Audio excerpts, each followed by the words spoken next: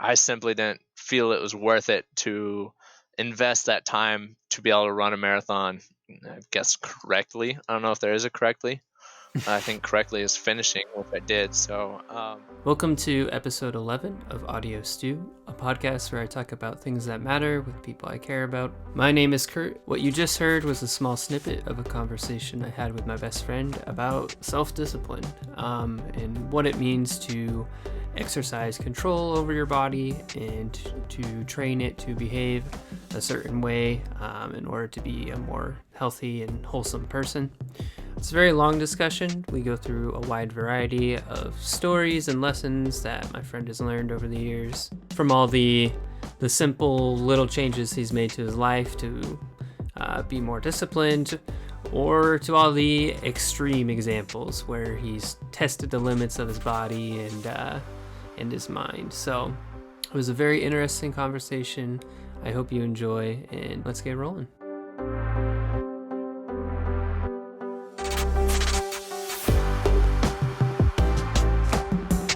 Hello, everyone, and welcome back to another episode of Audio Stew. Today, I have another, technically another former classmate of mine, but I generally don't think of him as that.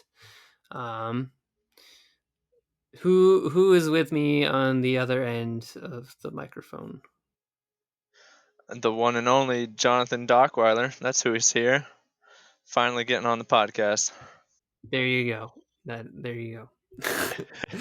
I should say the other end of the microphone. We're recording online. So John and I have been friends for a very long time. We got to be getting close to like 15 years. Is that right? Something like that. Yeah, it had to be when you came back from Arkansas, whenever that was. But yeah, 16 years, I'd say. I don't remember much before that.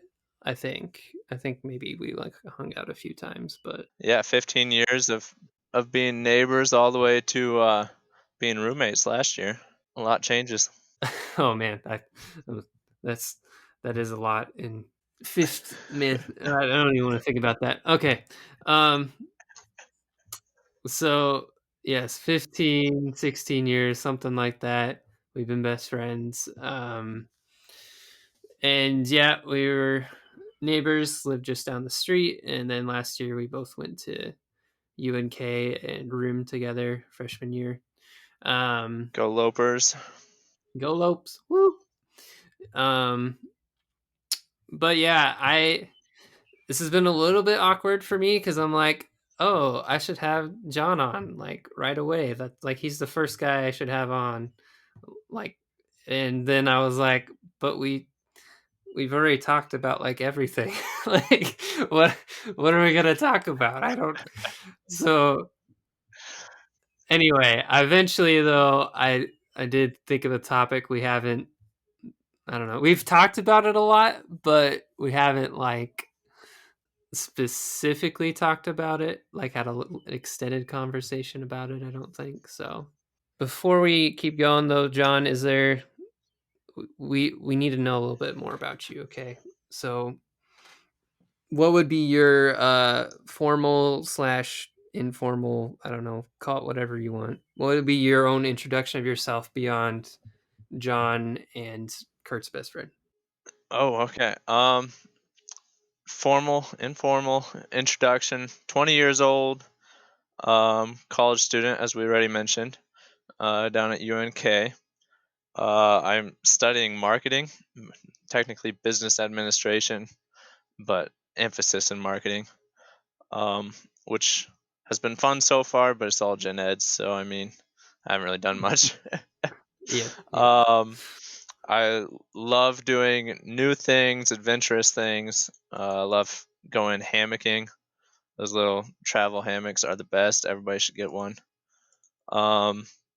Just got a camera, so that's exciting. Who knows? That could open tons of doors. We'll see where that takes me. But yeah, just kind of live. Oh, and I farm in the summers, so I'm a farm hand, driving tractors, working in the heat. All the stereotypes apply, other than I don't have a straw hat or or a girlfriend or a big truck. But all the other stereotypes apply. Yeah, there you go. That's both formal and informal right there. That is the wonderful introduction. Thank you, John. What is our topic though that we have yet to discuss? Wow, that's a great question, random listener. We are going to be talking about discipline. Uh Discipline, I know this because I'm an English major, so I need to know things. Has many different definitions. The one that we're going to be talking about today primarily will be self discipline, which the definition I thought of for that, I should have actually just looked up a real definition, but I was going to say self discipline is training your mind and your body to behave a certain way in order to strengthen your whole well being. Would you agree with that definition, John, of self discipline? Yeah, I'd say that's a pretty good definition. Um, yeah, it's being able to overcome any weakness or temptation, being set in your ways, and doing what's right, no matter like what it is, would be a even broader definition. But it's definitely for your well-being. I like that part that you had. Why, thank you. um, so, yeah, John, I've always admired John's a much I would say a much more determined person than me. Now I think because I've seen it so much, I've tried to step up my game a little bit.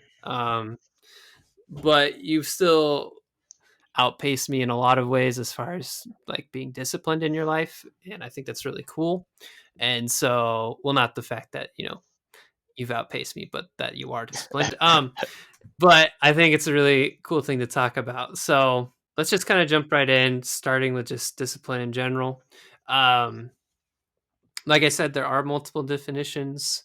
So, we might talk about, I don't know if these will pop up, but I need to clarify them now just in case so people aren't lost. Uh, Other types of discipline would include, like, if you're a parent or someone in authority, right? You might have to discipline someone for like poor behavior or to try and teach them a lesson, kind of. Um, what else is there, John, as far as different types of discipline? If you speak Old English, you could what you do as a job, you could be that would be your discipline. So if you're carpenter, that's your discipline because you abide by the rules and standards of carpentry. I think that's word carpentry, It is. but that one's not used as much today. Okay. So yeah, just to clarify, there are different types, and we may or may not intermingle them. But I guess we'll see. But we're gonna focus on self discipline. Um, so I want to know, John, why does self discipline matter?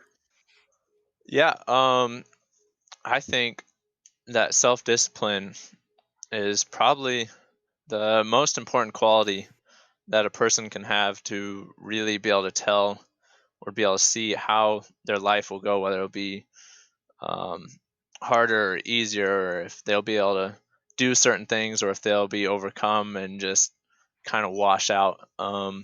Discipline has a very big impact on just how somebody lives, and it's kind of, I think there's a quote or something about self discipline is just character and action. It's that mindfulness to be able to do things that you want to do. So it's very important in general just to let it defines what you do and why you do it, and that is something that I feel is missing from a lot of people in today's culture in America 2020. So it's something we can grow in. It's something we can get better in. Um, it's something that a lot of people don't think about right away either. So I'm excited to Mhm. dive into it. What about like you personally? Like, I get why you think it matters in general. Like, it's a kind of reveals like your character in a lot of ways, and what you value.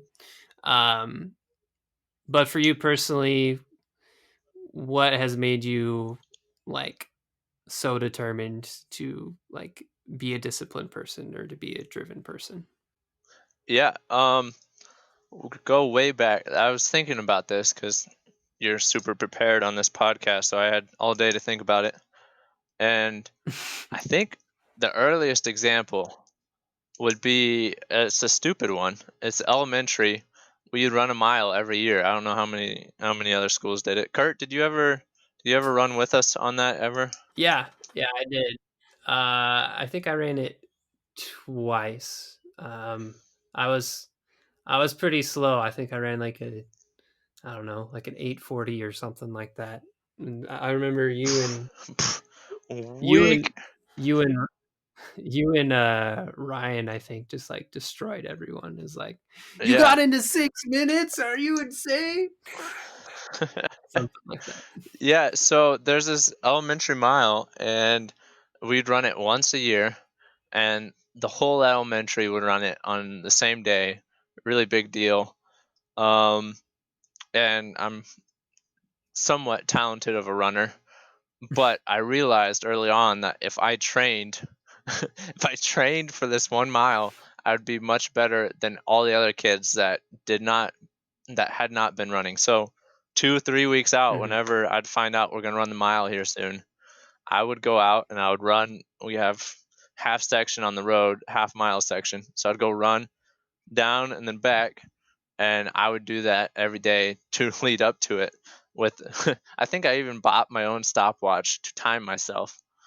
Um, Really? I didn't know and that. so then, yeah, when race day would come, I would run and I would do really well, and everybody would be like, "Oh, you're so fast! It's amazing!" And so I think that's one of the earliest examples of discipline to go out and do something nobody else was, to then reap the rewards later.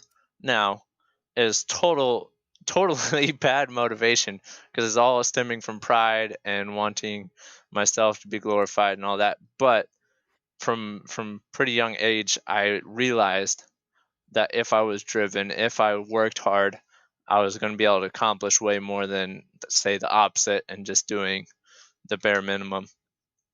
So that's that's the earliest example. I'm also the youngest child in my family, which I think plays a role into some of it. Because if I wanted to play sports, if I wanted to do stuff with my siblings, I had to keep up, Mhm.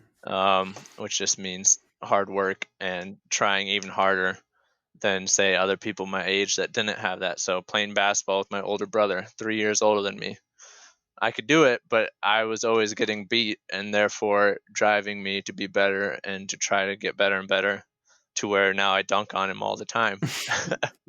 Well, not really. I don't know I about can't that, dunk. but sure. I wish I could dunk on him.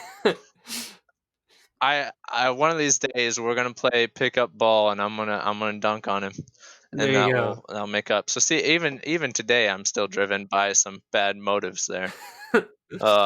But so those early instances, I think, along with good parenting that taught me to do stuff well and to do it right, Mhm. um, really were like the building blocks of what has come today to be much more serious, and um, to really determine how I live and why I live, to where I'm asking why, and looking for the purposes. Why am I doing this? Can I cut anything out to be more effective for my goal, which as a Christian, Mhm. um, is serving and following Christ. And so that has really led to some awesome realizations, and to some cutting things out and trying new things, and that kind of stuff with discipline. So personally, those are just some factors. Um, but then, as being a Christian, a lot of it comes from Scripture and diving into the Word. There's a lot of verses in the Old Testament and New Testament about discipline, self-control, um, that really prioritize it. I think Proverbs mentions it a few times, both discipline and self-control, um, which is just a great book. So just little nuggets of wisdom Mhm. throughout that whole book. Um, I think one verse, I think it's like Proverbs 5. Let's see here, 22. it even says that, well, I'll just read the whole verse. The iniquities of the wicked ensnare him, and he is held fast in the cords of sin. He dies for lack of discipline, and because of his great folly, he is led astray. So that's talking about the man that is lured by adulteress, by a sexual temptation. And it's very clear he dies for lack of discipline, lack of self-control. He doesn't have the willpower to overcome and do what is right, and so he falls into sin, and he's trapped by the sin. So right there in the Old Testament, there's several more like it. That discipline is a serious thing, and it does have consequences, and it does have benefits, whether or not you'll be trained by it. So recently, and I'm sure as we go on and talk, a lot of my motivation for being disciplined comes directly from the Bible and from the mission that as Christians we should be on. So yeah, that's personally just brief touch on a few things. I don't know if there's anything you'd add to that or questions you got just from that little bit. Yeah, so I would agree that, well, first off, thank you. That was a good summary of everything. Definitely it's a large focus in the Bible. I was thinking about, you'll probably talk about these later, I'm assuming, but in the New Testament, there's some stuff with Paul talking about training, and also I think maybe in James talking about perseverance, maybe the start of James. That's a little bit different, but similar ideas, I think. Yeah, discipline plays a role in perseverance and endurance. Yeah, I want to go back a tiny bit. So you did a really good job of outlining like what initially motivated you in being disciplined versus what motivates you now in being disciplined. But I'm curious what your answer would be then to disciplining yourself like in the same ways, or yeah, like in the same areas but with a different motivation. So like if you were to because you still like to work out a lot and stuff, right? So what would be your new motivation now to go running regularly, like to stay in shape or whatever? Like what's the motivation behind that discipline versus it used to be like, hey, look at how fast I can go? Yeah, great question. Yeah, initially, I've always been decently fit, did sports. I'm a huge competitor. I like to win. So that drove a lot of my actions. I was in the gym working out, shooting baskets on the side to make sure I could be a better basketball player. I was running 200 plus miles in the summer just for cross country season. Mm. Just some crazy thing. Like this is hours we're talking about. That I would put aside for that self glory, for that, hey, look at me, for that, this is who I am. I'm a good runner. I'm a good player. I'm a good these things. And I was able to get stuff done, but I can't say I always enjoyed those hours. Versus now, I'm still doing similar things. I'm out of high school, not doing sports, which I think has actually helped me a bit not be so focused on myself. Um, which maybe I needed to be way better when I played sports. I'm not sure. But now my motivation to doing that thing is God has given me this body for a reason. He has given me these abilities for a reason, and I love being in healthy shape and and being able to feel good, because if I physically feel good, that enables me to do more things mentally and spiritually. And so there's motivation to keep that running to help these other areas go well, because if I'm just always tired, if I'm not getting the sleep I need, if I'm not, like, everything just hurts, like that's going to Mm-hmm. affect other areas of my life that I want to improve. So that's a huge motivation. And then I also am just blown away continuously. We'll get to some examples of how much our body can actually do. Like God has packed our body full of these amazing things, how quickly it can heal, how quickly it builds muscle, how you can learn, your brain can muscle memory things to where you can shoot a free throw and be really consistent. You can go on long runs and your muscles just know what to do. I learned a backflip recently on a trampoline. Like, it just blows me away uh, how beautiful God's creation is, specifically in our own bodies as humans. So all these motivations are now why I'm going out and doing these fun things, and it takes the pressure off of trying to make a name for myself. Um, it basically just removes me as the focus and then puts it back on the God, on the Creator, and it glorifies Him, and that just feels way better when I'm doing it, versus when I was doing it all for myself and for what other people thought of me. And so that's the huge difference. It's really affected how I do things. Still doing similar things, but I'm doing it way differently. Gotcha. The reason I asked you that was because I kind of I was anticipating what you were going to say, and part of it was uh like I recently, like I said, I haven't done probably as much as you have in this area, but like when I made a video about trying to like do running and rock climbing for like a month, and that was one thing that I really noticed was, man, when I like physically feel good, like it's so much easier to have like a productive day, and to really get a lot of stuff done. Mm-hmm. um the other thing I would kind of want to touch on is, like, I don't think, or to clarify rather, is I don't think like there's nothing wrong with wanting to be like a great runner or to like really pursue those kind of things. I think the biggest thing is your motivation behind it, right? Because I mean, even you yourself, like, you still are a runner and stuff, but you're not like necessarily doing it competitively. But I still don't think it's wrong to be a competitive runner. I think it's who's getting like the praise and those kind of things. Like, is this just to build up yourself or to build others up,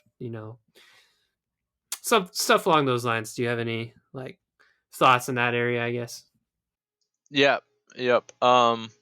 Definitely, it's not wrong to be a good runner or to master something physically.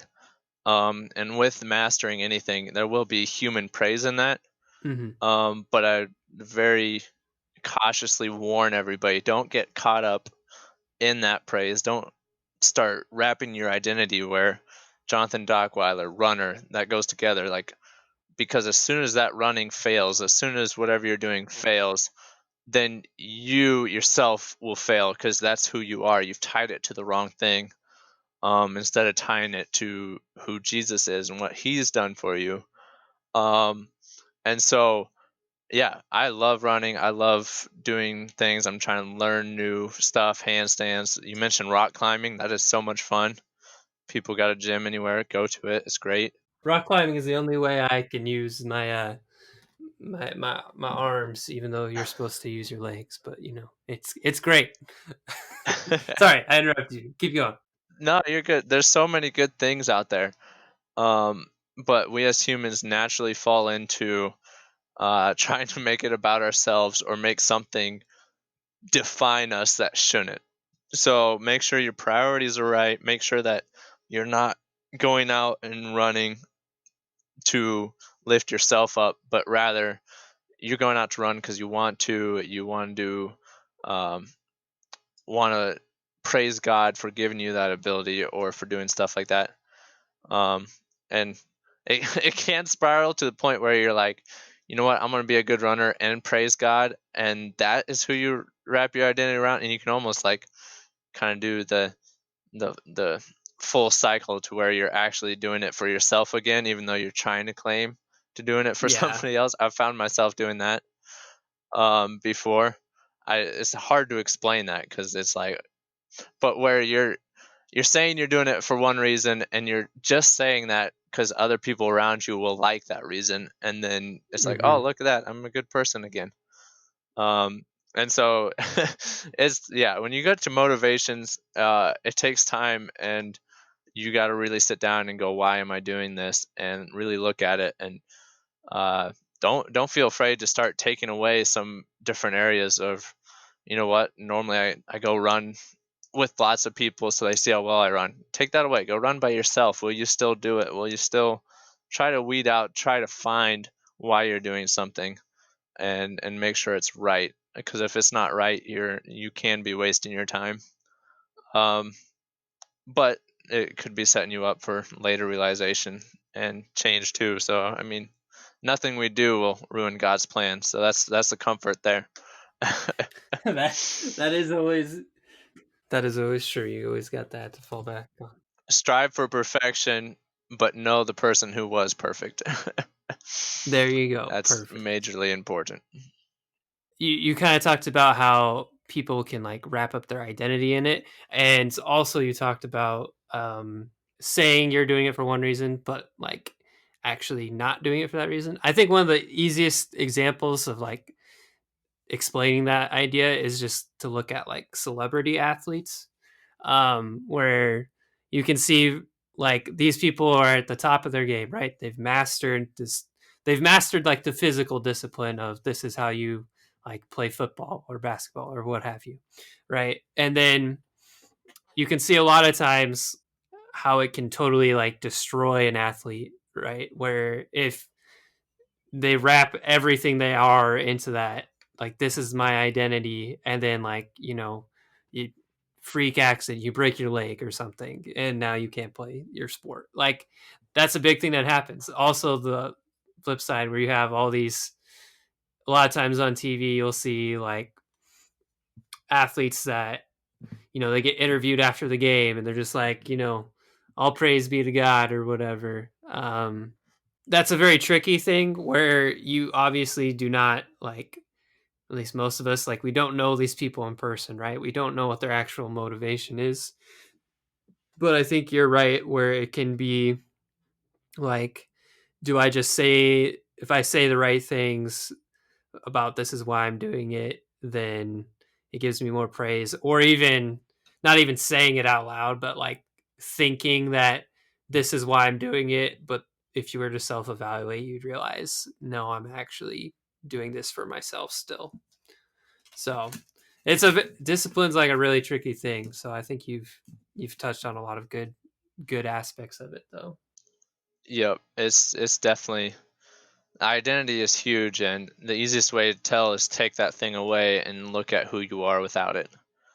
Mm-hmm. Um, I hope and I pray that if God was to take away my physical ability and tomorrow or even tonight, that I will still be able to look at him and praise him for what he has done, and to keep living um, the life planned for me.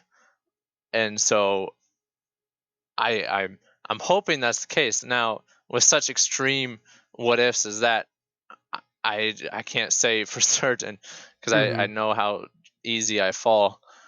Um, but that's the mindset I try to get into in most things I try to do, before I even do them. Because if I can get to that point in my mind, it's a lot easier to stay on focus instead of getting wrapped up into this is who I am and this is what defines me. Yeah, yeah, for sure. I think, I mean, we've kind of we've sort of veered off into more of like talking about identity and stuff, but I think it Mm, really is important to talk about because it's like, I think has a direct correlation with self-discipline, right? How you view yourself, how you view the world, and like everything depends on like your mindset behind it. So if like your motivation for staying disciplined vastly changes depending on like the underlying motivations.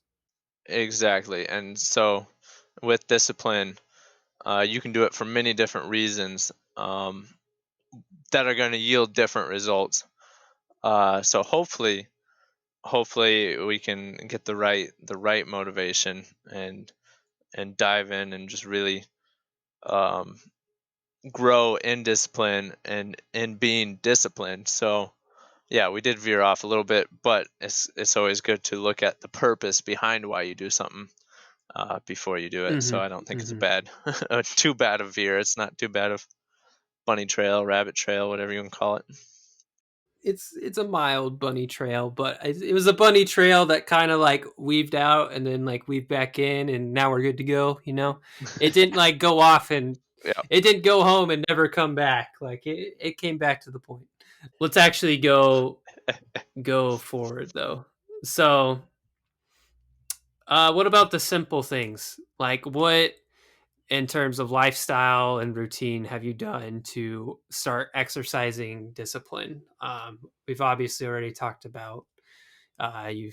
You mentioned running, right? That's a big one, and just working out and trying new things.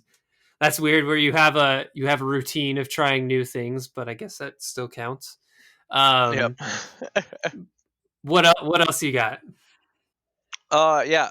Before I jump into some practical things, um, a Okay. verse will tie into some practical things really well. Um, and so 1 Corinthians 9:24 through 26.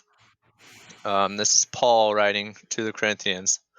Um, and this is just a little excerpt. The whole chapter gives more context.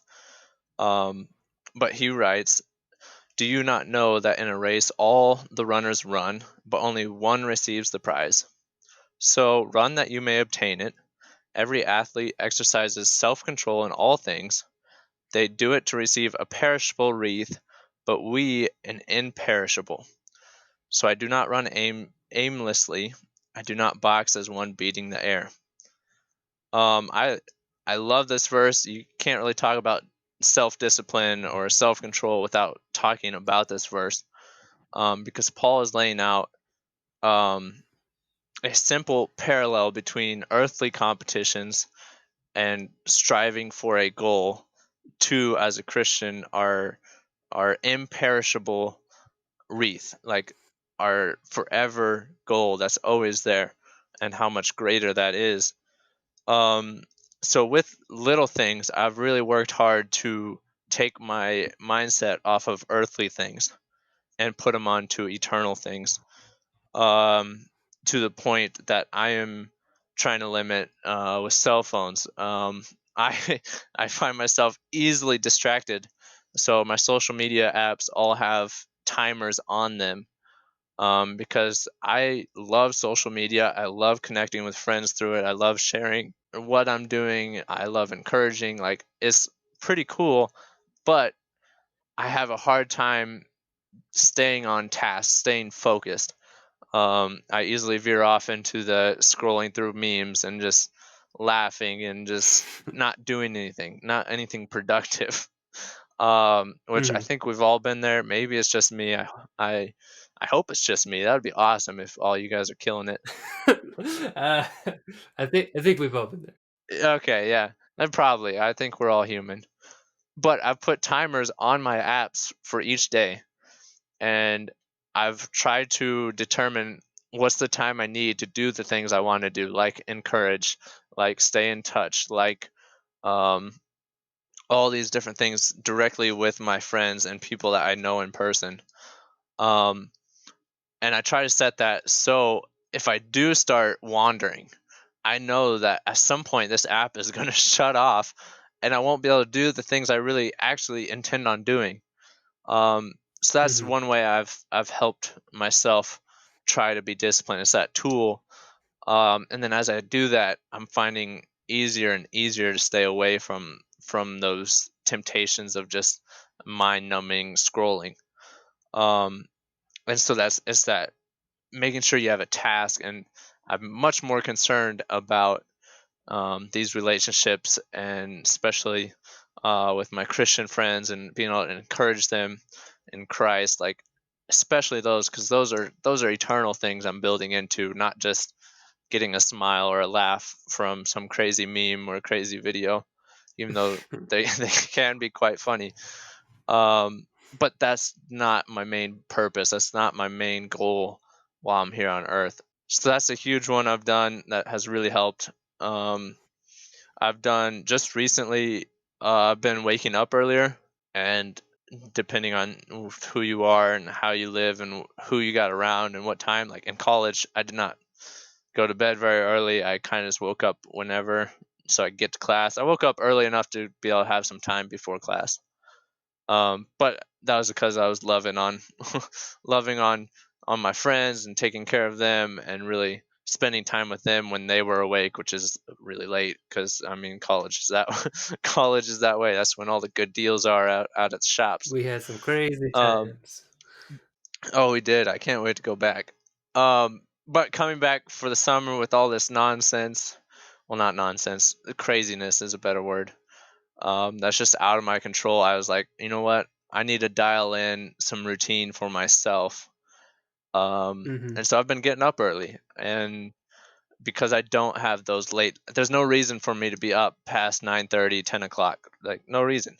And I find myself much more productive in the morning than I do at night after work, after farming, when I'm all tired. I don't want to do much. And so I've found when I've been productive and I've really gone for it. So I'd highly suggest getting a routine time to get up every day is another thing because just scientifically, like physically, your body does better with a good routine. I can't think of the word for the cycle. Uh, circadian rhythm, maybe. I'll Um, look it up and double check for it. your sleep cycle. Yeah, double check. I think it's circadian. Oh, that sounds like the little bug that makes lots of noise in the summer. That's Oh, a that's a cicada, but cicada. you know. That's something different. But it's scientifically like shown that your body does so much better with the routine in sleep, and that kind of goes back to earlier we mentioned how when you feel good physically, it will affect you mentally, and when you feel good mentally, it'll affect how you feel spiritually and how you're able to dive into things. And so I found that huge just to be wake up early. I go do stuff physical outside to help stay awake because I don't wake up super easily. I'm getting better at it, but I could sleep all morning if I really wanted to. I feel like if I let myself. Um, and so yeah, go listen to the birds. Nobody's texting me because it's early. Like it's great. Um, Mm-hmm. so that's another simple thing, and that's strictly to be more intentional with my morning and getting my day off on that right foot, reading the Bible, praying, um, getting a little exercise in so that my day just goes so much smoother. And that's another thing that goes back to that investing in imperishable goods. Um, and so let's see, what is that? Two examples I've got so far. Yeah, I mean, if you got more, keep going, but that's good for now. If you either way is fine. Yeah, be careful how much you're on your phone and get good sleep. Uh, those are two biggest ones that just come to my mind immediately that with discipline has completely changed how I live.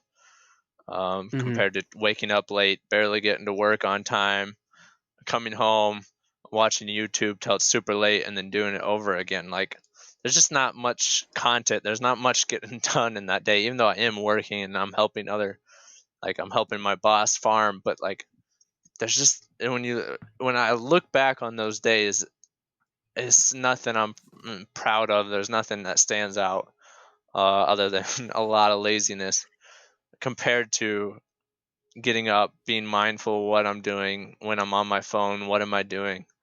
Just so many things that I've been blessed by being able to set limits and control. So I highly encourage everybody to at least take a look at it, start finding that good zone to be in, where you're utilizing technology but not abusing it. Awesome. I'm usually like the guinea pig for a lot of your ideas, and so like, or the second guinea pig rather, where you've already proven it works, and so you harp it on me to get my act together and get rolling on it. And I gotta say, man, you're usually right. Like your success rate is pretty high. So I'd encourage anyone else out there. It's usually it's pretty good advice. Um, as far as different things you talked about, Yes, it is called the circadian circle, or not circle. What am I saying? Circadian rhythm. That's what I was trying to say. Rhythm. Which is the what Yep. the whole idea of a circle, right? It just goes around and around and around. Um, I liked the part you said about the like no one being on social media at really early in the morning. I think you've talked to me about that before, but I think it's a really good point where like you can really just stay off of it, right? Because no one's posted anything new at like 6 a.m. or something, unless all your friends are super awesome and up that early too. Yeah. Maybe in a year after everybody's listening to this podcast, oh, you might have a problem, but we'll deal with it Yeah, then. for now you're good. That's a good problem to have. But yeah, I can leave my phone in my room, go do what I need to do, and come back and nobody's message. Like I'm not gonna miss anything. If you do that during the day, people know I have the phone, and like it's not a bad thing. I need to talk to them. I need to do that stuff, but it's just an easy distraction that my mind just we're off subject now. I'm not doing what I wanted to do. So yeah, morning's great for that. The other interesting thing is that establishing a good routine is obviously very helpful. The but what I think a lot of people don't realize is that if you don't establish a good routine, you might be thinking like, oh, I'm fine, like I'm just winging it, I'm just doing whatever I want to do every day. It's great. More realistically, you probably do have a routine, and it's a bad routine, like you talked about with um going to work late, and then like, oh, I'm tired and I want to be on YouTube, but then I'm up late, and then so by not establishing a routine, you kind of fall prey to probably establishing like a bad routine. um I don't know, would you agree with that? Yeah, yeah, for sure. You're getting into a rhythm no matter what you're doing. And if you're not mindful of that, you have no control. You have no self control over what you're doing. Um, so the mindfulness comes into a big part. Uh, just to encourage with verses that will sum it up better than all my talking. Ephesians 5:15 through 18. Ephesians 5 and 6 are probably some of the most challenging verses for me to try to live by because they're just very Mhm. simple yet strict. Not strict. What's the word I'm looking for? It's simple but hard for me to do because of my sin and my selfishness. But Ephesians 5:15 through 18 is look carefully then how you walk, not as unwise but as wise, making the best use of the time because the days are evil. Therefore do not be foolish but understand what the will of the Lord is. Um, it goes on there, but that really sums up kind of the first part of discipline is coming from making the best use of your time and realizing the days are evil, and I want to walk as a wise and understand what the will of the Lord is. Like those are huge goals and great goals to then take your normal life and apply to those things. So that's something that just popped up as we're talking about it, because I think it Mhm. sums it up very well. Yeah, to have each day um be thinking about those things. I Yeah. um Time is short, like you need to make each day count, kind of. And so really considering your actions and what impact they'll have on you and have on others, like I think that's really important. um Another thing I was thinking about, with when you mentioned earlier, like this was just kind of in passing that you mentioned this, but how like the world's kind of crazy right now, right? There's all this virus stuff going on, like everybody's a little panicky and stuff. um Yeah, very different than normal routines right now. yeah, yeah, for sure. And part of that, why discipline is so important, is like when the world is crazy, like in the midst of the chaos, right? There's a ton of things in your life that are like outside of your control. Like, I mean, in the very broad sense, like everything is outside of your control, right? It's in God's control. Oh yeah. How much rain have we got this weekend? It's like Yeah. 6 inches. We didn't control how much rain and why our ditches are full of water, why some fields are half flooded. Like, there's so much out of our control. The old NC Lake hasn't quite come back yet, but there's a little offshoot of it by the soccer field. Um, I know but people are wakeboarding in ditches, so. But yeah, that's definitely a bunny trail. Back to we're out of control. Take it away, Kurt. So the point I want to make with that, though, which you kind of already have made it, is just that when everything is out of control, right, in the midst of the chaos, that's why self discipline is so important. Is because like the one thing you can control are your own actions, right? Where man, Hmm. everything is crazy right now. So what am I going to do? Like, oh, I'm going to be crazy with everybody else. No, that's a terrible idea. Like right now is the time to actually sit down and be like, hey, how can I stabilize my life, like to help out the people who are like really struggling with all the craziness going on? And I mean, that's kind of not, that's not even like, obviously 2020 is nuts, but like that's still just life in general. Like, Yep, discipline has a huge effect on how you react to adverse circumstances or just anything. Where if you're disciplined, if you got a straight path forward, if you know where your hope lies, craziness can come, and you're not gonna waver. Like, it's mhm, you're gonna keep doing what you've been doing. You might change how you're doing it, but you're doing the same thing for the same reasons. And that security, that steadfastness is huge, in a spiritual sense. And then even say somebody not spiritual but has discipline in how they do stuff, like that's a huge sell point to maintaining a job, to getting promoted, to doing all these different things, because you're reliable and you aren't going to lose your head every time something comes up and you're just, oh, he's all crazy again, because you have that sureness to you, um, which is another reason why discipline is just so important. Is it affects your actions, but it also affects your reactions when something out of your control pops up. mhm, mhm. Yeah, that's great. Yeah, affects actions and reactions, both indeed. Yeah, even this goes back a little bit to like we talked about earlier with identity and mindset, right? Where like even when crazy things happen to you, like legit, like um if you were a pro athlete and you broke like a bone or something and now you can't play, right? Where you had all this discipline for your body obviously, but now do you have the discipline of mind to be like, hey, I'll be fine moving forward? Like, is your instant reaction going to be, oh, dude, my life is shattered, like I can't do anything, or is it going to be like, all right, how do we move forward from here?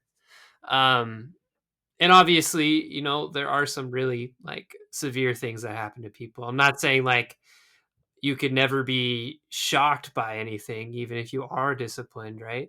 Some things take time, but I think the overall direction of your life can be very easily like affected by the amount of discipline you have. Yep, for sure, for sure. Let's actually keep moving forward here, though. We've kind of talked about a little bit of the like the simple things, as far as just lifestyle routine. We've talked about why it matters. Let's talk about some stories, though. Okay, let's get into the extreme cases. I'm trying to clear a couple things. So first of all, um, you did mention this already, as far as like you mentioned earlier, you like to see how far your body can go, just to kind of honestly like marvel at how incredible like the body has been designed. And I think each case you probably had a slightly different reason behind it, for each of these things we're going to talk about. So I think we'll talk about that more when we talk about each case. Uh, Hmm. but the one thing I wanted to clarify is that like testing your body does not mean being stupid. Okay, like it's not like John jumped off a cliff just to see if his body like could survive the fall. All right, that's not what I'm talking about. So Yeah, that's not discipline there. That's insanity. you're not you may seem slightly insane, but you're not. Like you've researched these things, you've thought about them a lot, right? Your goal is not to harm your body, right? It's to train it and to strengthen it, I suppose. So yeah, is that clear? Does that work? We'll clear it up through the stories. Yeah, we'll make sure we'll touch on it probably a little bit more, but you're good. Okay, okay, that works then. First one, this one just happened a couple weeks ago, if I remember right. Maybe 3 weeks ago, 2 weeks ago. I don't remember for sure. May 9th. It's May 9th. Gotcha. Running a marathon without training. That was what occurred on May 9th, 2020 for John Dockweiler. The very notion sounds insane, and yes, we did say extreme cases. John's a little extreme. He likes to go big or go home.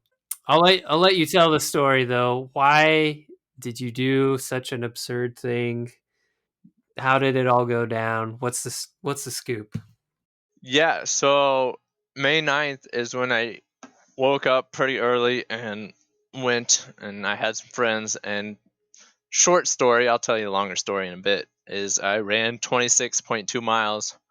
It took me about the whole morning to do it. But to back up, why on earth I would ever do that, especially without training specifically for a marathon. So without training, I had been I'd run in the mornings like a mile most mornings just to wake up and part of my exercise. But that in no way to me Mhm. considers training for 26 of them in a row. That doesn't for me either. Yeah, I don't think that would for most people, but I want to clarify. I hadn't been eating potato chips for like 5 months before running this. Um, Okay. so I've always wanted to run a marathon because I've just kind of blown away by other people doing it. My sister's done it. I've watched people do it. I've watched crazy record times. The one I'm gonna say his name wrong. The Kichobi, Oh, no, he Kichobi. he's insane. I don't know.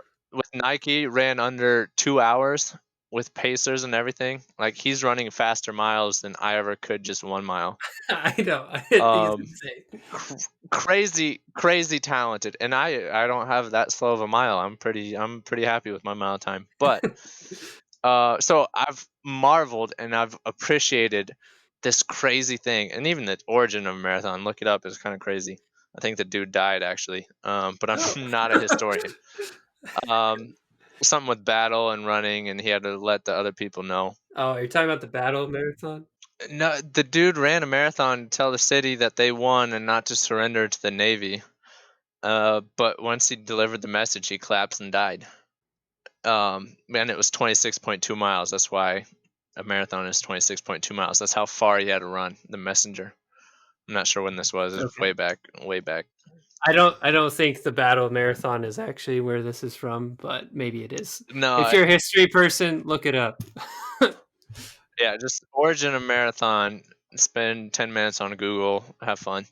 Um, but I've marveled at this thing and I've wanted to do it. Um, and so that was kind of on the radar during college a little bit. I wanted to do it.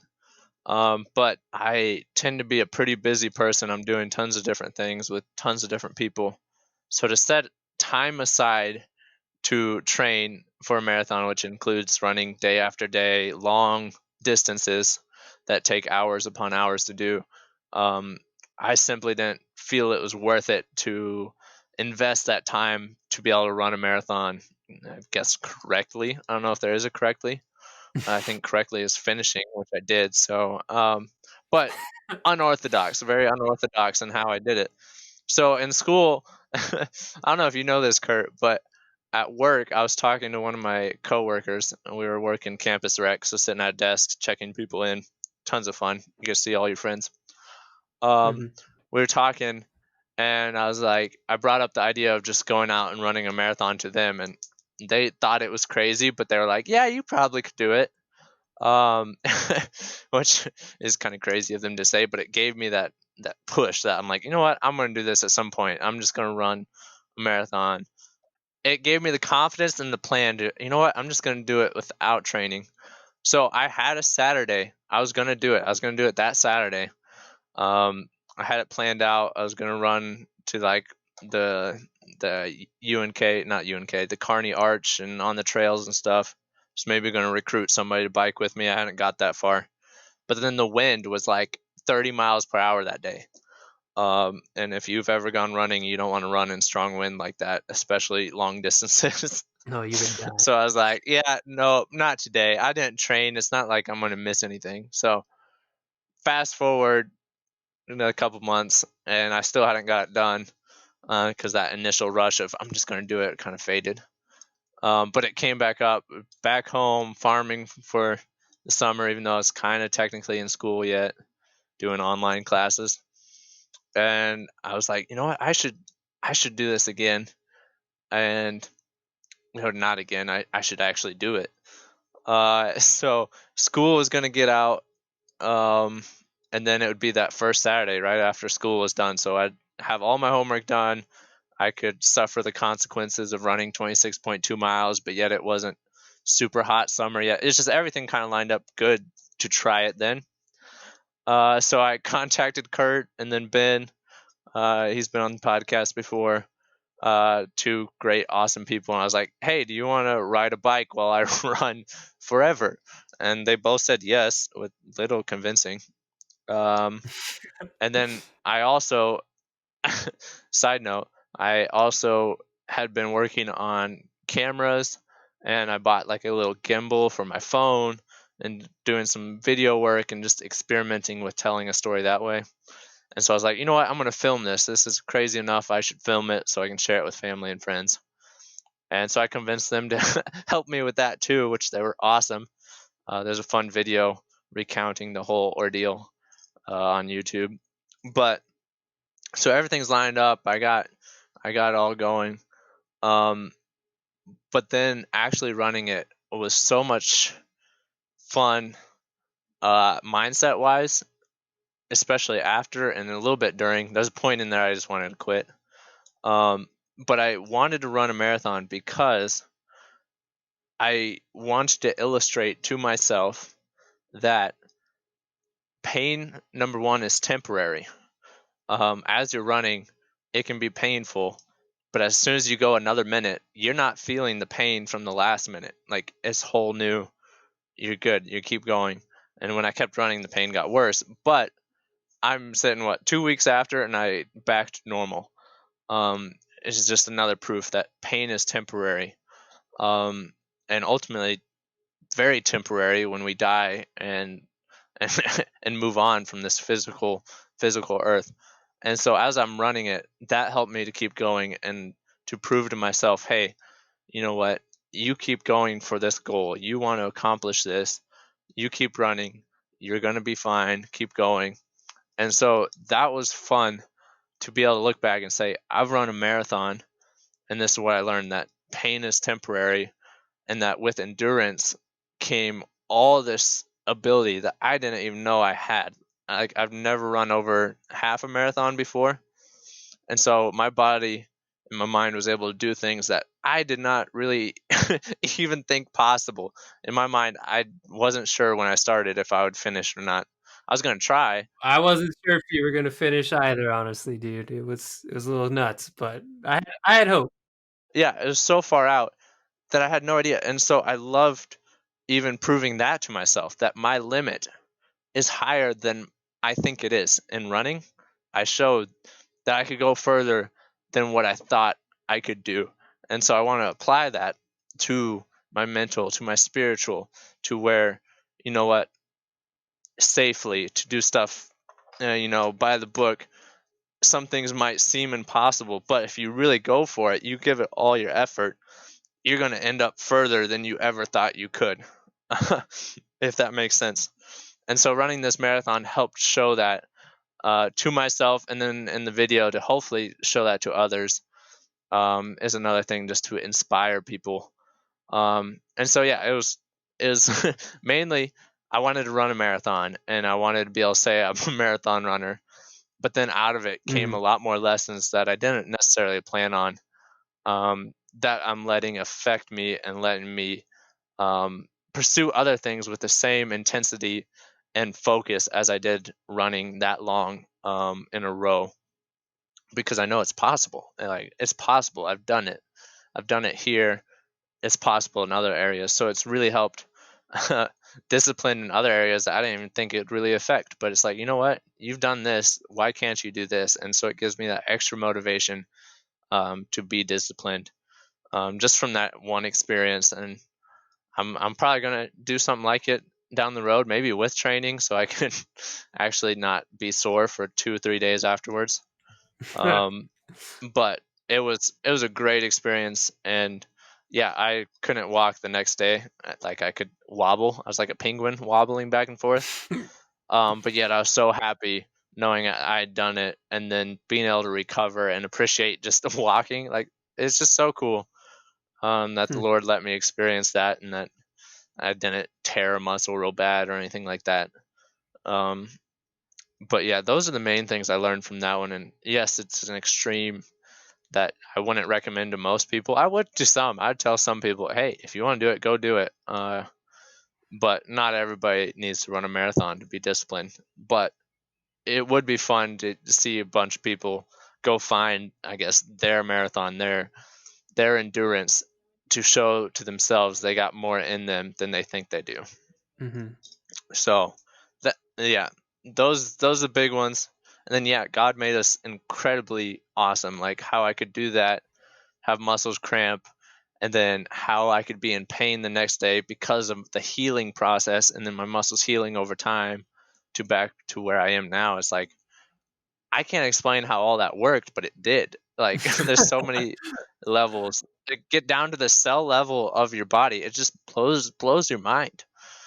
And so yeah, if I didn't want to be in pain the next day, I should have trained. I should have done a lot of other things. But yet, like, God is so cool and so good that He lets our bodies do stuff like that and enables them to be able to pull off great feats that just seem impossible. Yeah, that's really, So yeah, that's the most recent. that's really awesome, dude. One thing I was like, you legit, I don't know what else you got up your sleeve, but I don't think you really have many excuses now for not trying anything like out there. I don't want to give too much away, but by the end of the summer, I might be trying something similar with something like a half of a bike, but we'll see how that goes. Ooh, I see. Stay tuned Yeah. for part I don't know, whenever, and I guess we'll see. I'm training a little bit. I'm training in some areas for that one already. That I am excited. Hype train starting now. Um the other thing I would say is really do go watch that video. I think it's Jonathan Dockweiler. That's Dockweiler, if I'm not mistaken. Search for that on YouTube for running a marathon without training. John let me film everything, so that was really fun. It's also a little bit hard. I'm not gonna lie, biking a marathon without training is not fun either. You did such a good job, though. Like, it's great.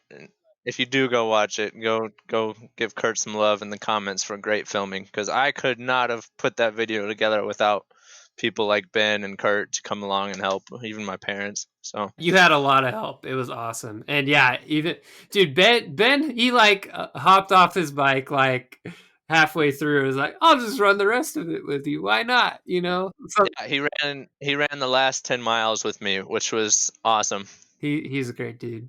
But yeah, John put a lot of work into that video and did some great editing and stuff. Like it's well worth the watch. The other thing I kind of wanted to touch on, this is more of a like, what are your thoughts on this? But you mentioned how pain is like temporary, right? And I agree with that statement. Where especially physical pain, right? Where if I stub my toe on the door, it's gonna kill for about 2 minutes, and then I'll be fine after that. But the other thing that I think it does make it harder is like things like emotional pain, right? Where maybe you had something that happened to you, and like I don't know, like maybe you went through a breakup or someone died in your family or something like that, right? Where those kinds of pains tend to last more, right? They don't just fade away, and your body doesn't heal in the same way with emotional pain. And same goes for like some people like who have chronic pain, right? Where there's I know some people who like have always have headaches, right? Their whole life, like that's just how they live because it won't go away. Um, and so I think there's a lot of aspects you could look at with pain, but I think in that area of physical pain, I think that is definitely addressed. And even in these areas, also where ultimately, right, like especially for the Christian, right, where when you die, eventually you go to heaven, right, and that's when there is no more pain, right? That pain, no matter what you had initially in your life, is now gone. And that's really awesome. Yep. Just curious for your thoughts on that topic. Yeah, I'll expand just a little bit. Because yeah, physical pain is probably one of the quickest healing. But a nice parallel to draw from running a marathon to those other pains. Um, I was well aware of the pain I was in. I could feel it. I knew mile 15, my legs were shot. I think I got one of my first cramps in my thigh on mile 15. Mhm. By the end of Mhm. the Yep. marathon, I had cramps in quads, thighs, calves, ankles. I don't think my toes cramped, but about everything on my legs that could cramp had cramped at some point. Um, and I was aware of that, and I did things to help alleviate that. I'd stop and stretch. I'd walk a bit. I would um, sometimes just collapse too, because when I went down on all fours, the cramps would go away a bit. Um, but in the long term, in the broad scope, I never let that pain be in control, um, Mm. to where it was making the decisions for me. I still had my main goal, which was to run 26.2 miles, and that was what it was going to define how I acted. I listened and I dealt with the pain, but I never let it go. You know what? This is painful. This pain says I should just quit right now. I never let that shut me off.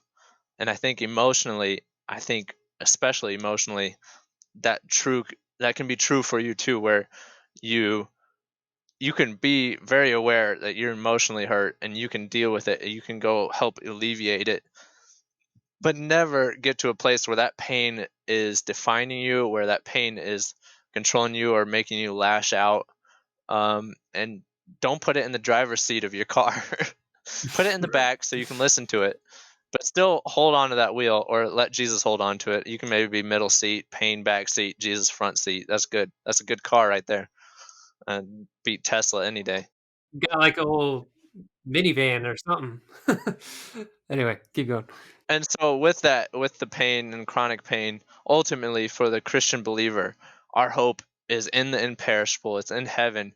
So all this pain is going to serve to that end goal. And so in that we can rejoice. You touched on James earlier. James talks about that a Mhm. lot, especially in the first chapter.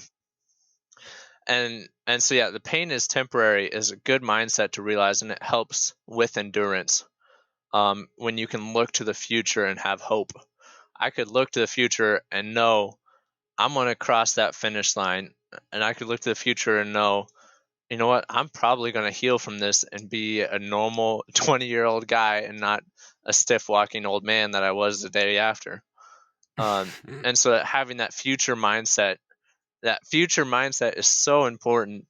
And it helps with that discipline to endure. So that would be my quick touch up on that, because it is a great point to point out that there is lots of different types of pain, but um, they are temporary and you can endure it. Hmm. So I think also this won't directly apply, but it just popped in my head. Um, I There's a quote. I'm not gonna remember who it's by. But the essence is, I think I use it in my video in the end. Um, is the everybody has to feel pain, and you can choose what type of pain it is, whether it's the pain of discipline or the pain of regret. So if I would have quit Hmm. running, I would have had the pain of regret. Like, there's still going to be pain. I might have stopped the physical pain, but there would have been other pain involved. Or I could let the pain of discipline have its full course, as scripture talks about when God disciplines us, and it turning out into righteousness and his holiness if we are trained by it.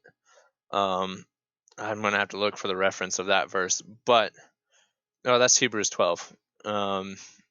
12 chapter 10 verse 11, for the moment all discipline seems painful rather than pleasant, but later it yields the peaceful fruit of righteousness to those who have been trained by it. So being able to even recognize that there's a point, and picking which pain you want to go through. And I can tell you firsthand that the pain from running to finish was much better than when I have quit and not completed what I wanted to complete.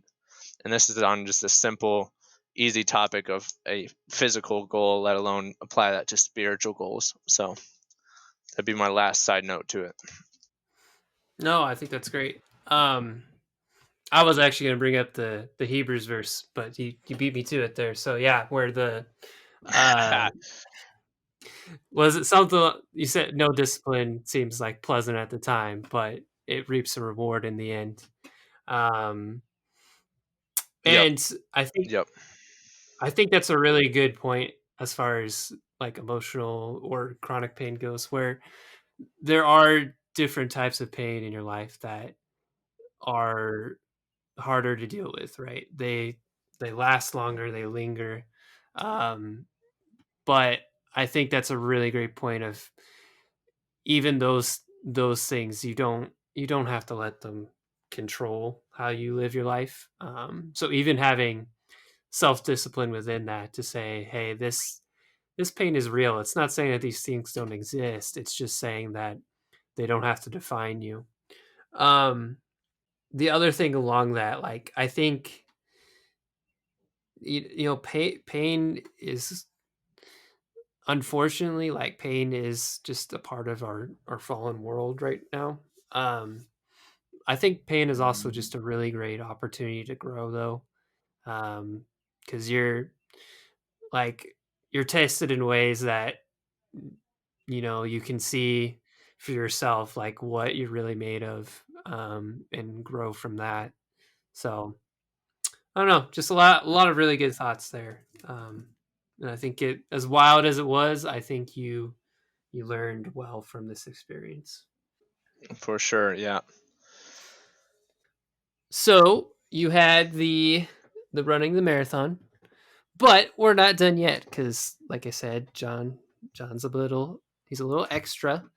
What about another thing you did where you did not eat food for a certain number of time? What's the scoop with that? uh yeah, so in college I was able to try fasting, which I hadn't really done before. Um, Hmm.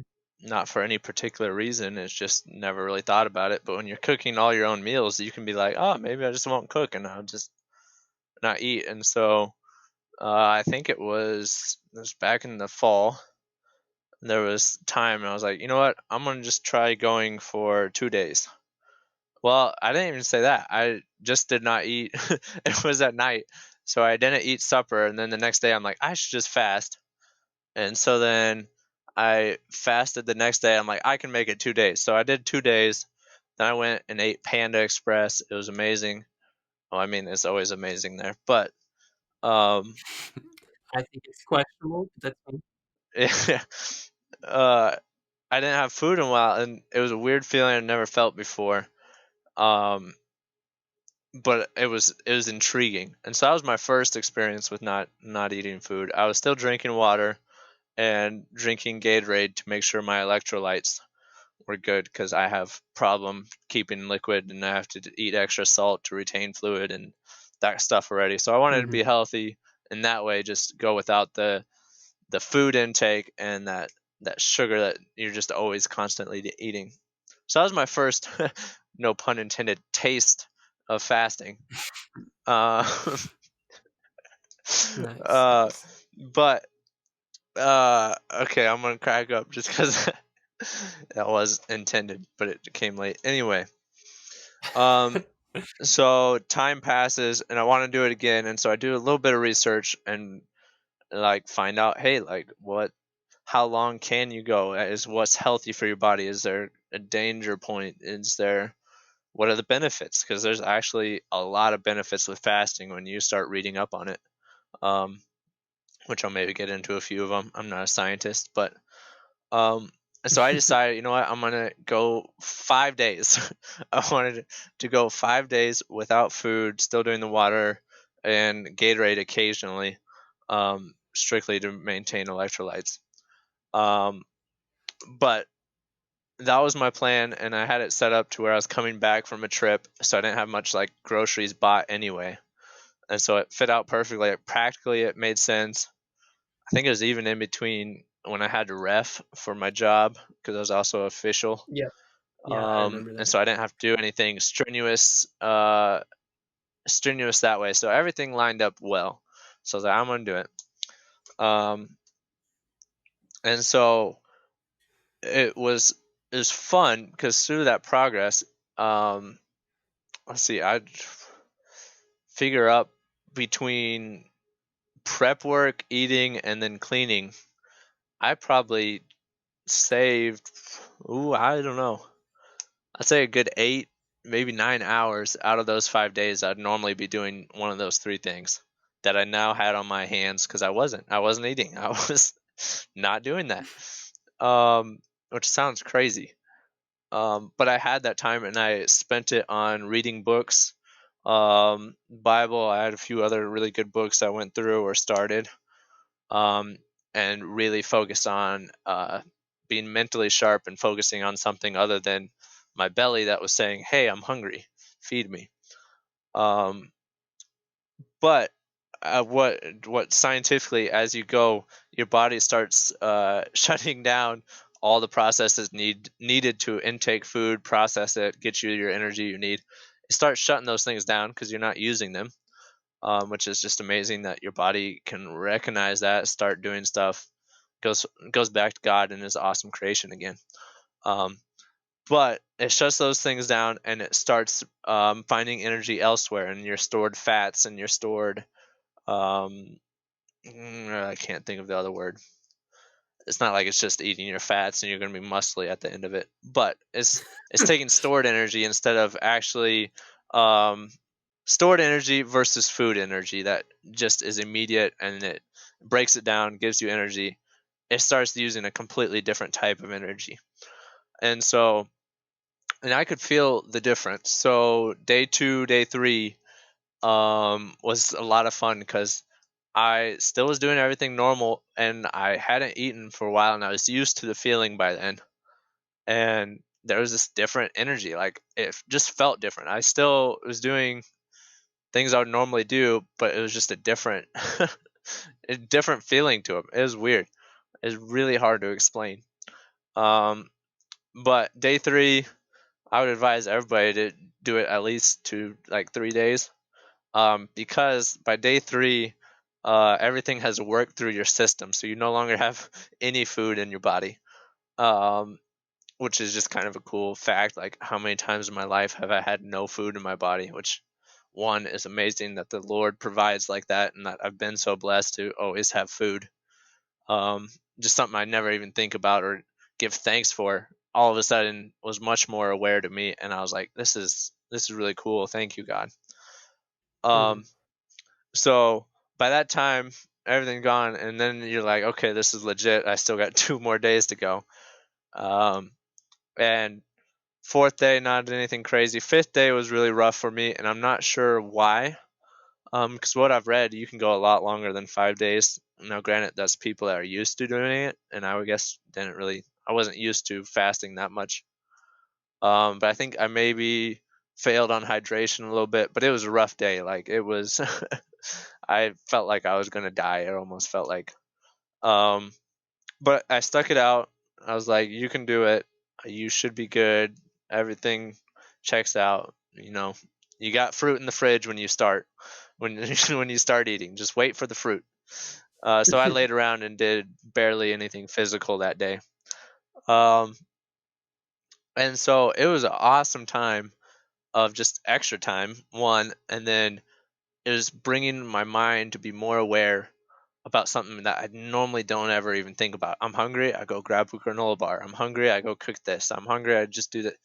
And so it's really helped since then to be much more mindful what I am eating, when I'm eating it, and why I'm eating it. And I don't have much of any eating disorders or problems that way. But I feel like I've been much healthier in my choices and in the amounts, because I think that's the biggest problem people get in trouble is how much they're eating. Um, Mm-hmm. and so that's the long term, just fun science stuff I've learned. But fifth day, I had to eat fruit because by that time all your systems shut down, so it can't digest your heavier things that we're used to eating. So fruit is a very easily digestible item, and it took probably about 5 days to get back into a rhythm of normal eating because I was eating small amounts and you'd be full really quick. And so it's just a whole bunch of different experiences and feelings I've never felt before. So it was fun to feel those. And then the food tasted amazing after you've not eaten anything for that long. Like, I think I ate a yogurt and my eyes about popped out of my brain. No, okay, I legit. So I have a picture of you eating this yogurt, and I don't know, maybe I'll put this in for the YouTube video anyway. But yeah, your eyes Yeah, are just yeah. lit up. You're like, oh, this is so good. Like, it was and even something that small, like, to stop and appreciate how good food tastes. Like, what an awesome gift that, like, food tastes. Like, it's so cool, it's so amazing, and I had a whole new understanding of it. So fasting, um you can do it for lots of different reasons: health, spiritual, to be more mentally aligned. You can do it for lots of things, but the biggest thing for me was having more time and becoming aware of things that I became accustomed to. I was used to them. And so Hmm. to take that away and then be able to reappreciate it at a whole new level. Even a simple thing like Bible verse, like, um, man should not live on bread alone, but the word of God. Like, some passages like that. I had read those a bunch of times, but when I stopped eating for 5 days, I now had a very, very Hmm. physical reminder of what it feels like to go without something like that you need, and to then apply that to when I'm not reading my Bible. Why everything feels the way it does is because I'm not getting what I need, and that's the Word of God and the words of God. And so it expanded and gave me new understanding, a further deeper understanding of some biblical truths like that. um, and so it was a lot of fun to be able to have the discipline and to write it out and do something that not a lot of people have done, but I'd highly recommend it. um, there's ways to make sure you're being super safe if you want to make sure you got all the right levels of stuff. Hmm. But to go without physical food was a very huge thing for me, and I'd like to think it's still affecting how I live. I think I've fallen back into previous temptations and lackluster. I'm not always amazed when I eat food anymore, but now and then I still think about it, and I'll probably be doing it again at some point, just because it sharpened it helped me see things in much clearer light that I didn't see before. Well, trust me, I am still always amazed whenever I eat ribs. That is still a fact for me.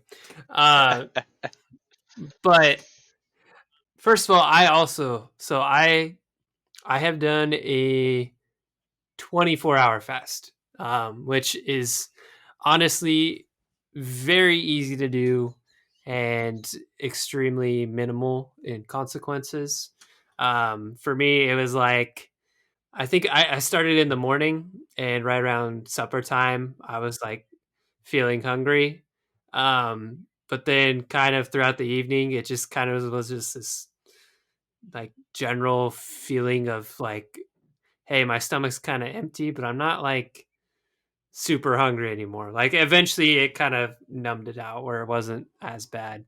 Um, so I would say, 24 hours, if you just got something you need to focus on and really want to be intentional, I think removing food as a distraction is an easy way to do so. I, like you said, I think probably you need to go more into that 2 to 3 day range to actually feel some of the greater effects of like what hunger is like, and then anything beyond that, I would like suggest that you at least research what you're getting into, right? Where like, okay, this is how I can keep my body like from like actually literally dying, which you won't in 5 days in most cases, um No. but to still like not create like any serious harm to your body in that case. And I know I've heard tons of stuff about people being like, oh, this like intermittent fasting is bad, or I've heard, just uh fasting will create eating disorders and things like that. I you know I don't have, I'm not a scientist, right? I don't have the official opinions. I think there's definitely a place for fasting, but you should be smart about it. I guess that's my simple take. um, I don't know. Maybe Yeah. you research that a little bit more. There's some great just physical benefits from doing it occasionally. Research is backing up intermittent fasting a lot more than it's going against it. Hmm. And if you do get used to it, it can help with focus. Where people are they've done it with some tests, like people taking tests, and if they fasted before or not, it can help with your mental focus. Um, Hmm. Now that's probably not going to happen your first time fasting, but there is some of that the flight or fight, as I think psychology likes to define it, or whatever, that your body goes into, and it can be very beneficial. But then you also realize that after that, you do replenish, you do focus on the right things. You don't immediately jump into junk food. Like, Hmm. it's you got to do the full process. You can't just not eat and then eat terribly. Like, you're just setting yourself up for some failures there. But highly suggest doing it. I appreciated the extra time and really appreciated the imagery. The more imagery I got when I read scriptures dealing with hunger and dealing with thirst, anytime that came up, I have a much more clear picture. Much more clearer picture. That's a lot of words there, but it's very vivid, and that's something that's probably the most beneficial thing I got out of that experience. It was that better picture. And that's why I would encourage other people to do it. That and just physical reasons, it can be very beneficial. Yeah, I was gonna say perspective is 100% the thing. Where, yeah, you already talked about, like reading those verses and being like, oh, hey, like this is different now that I actually know what it's like to like have a different sense of like, oh, I'm hungry, right? That takes a different meaning when you Hmm. haven't eaten for 4 hours versus I haven't eaten for 5 days. Um, and the other thing is, this is gonna sound a little cliche, but like, let's be real, okay? People in America, by and large, right, we do have it really nice. Like I don't know, there's never been a time, at least for my family, right, where we've had to be like, hey, we don't have food to put on the table, right? Now, maybe it wasn't the food I liked all the time, maybe we had to make sandwiches because we forgot to buy groceries or something. But it was still always there. But that's not the case for a lot of people in the world, where they like literally are starving, or maybe they only get one meal like a week or something like that. And in a very small sense, to be able to empathize with those kind of people, I think would be a really beneficial thing, just to get better perspective Hmm. on the world.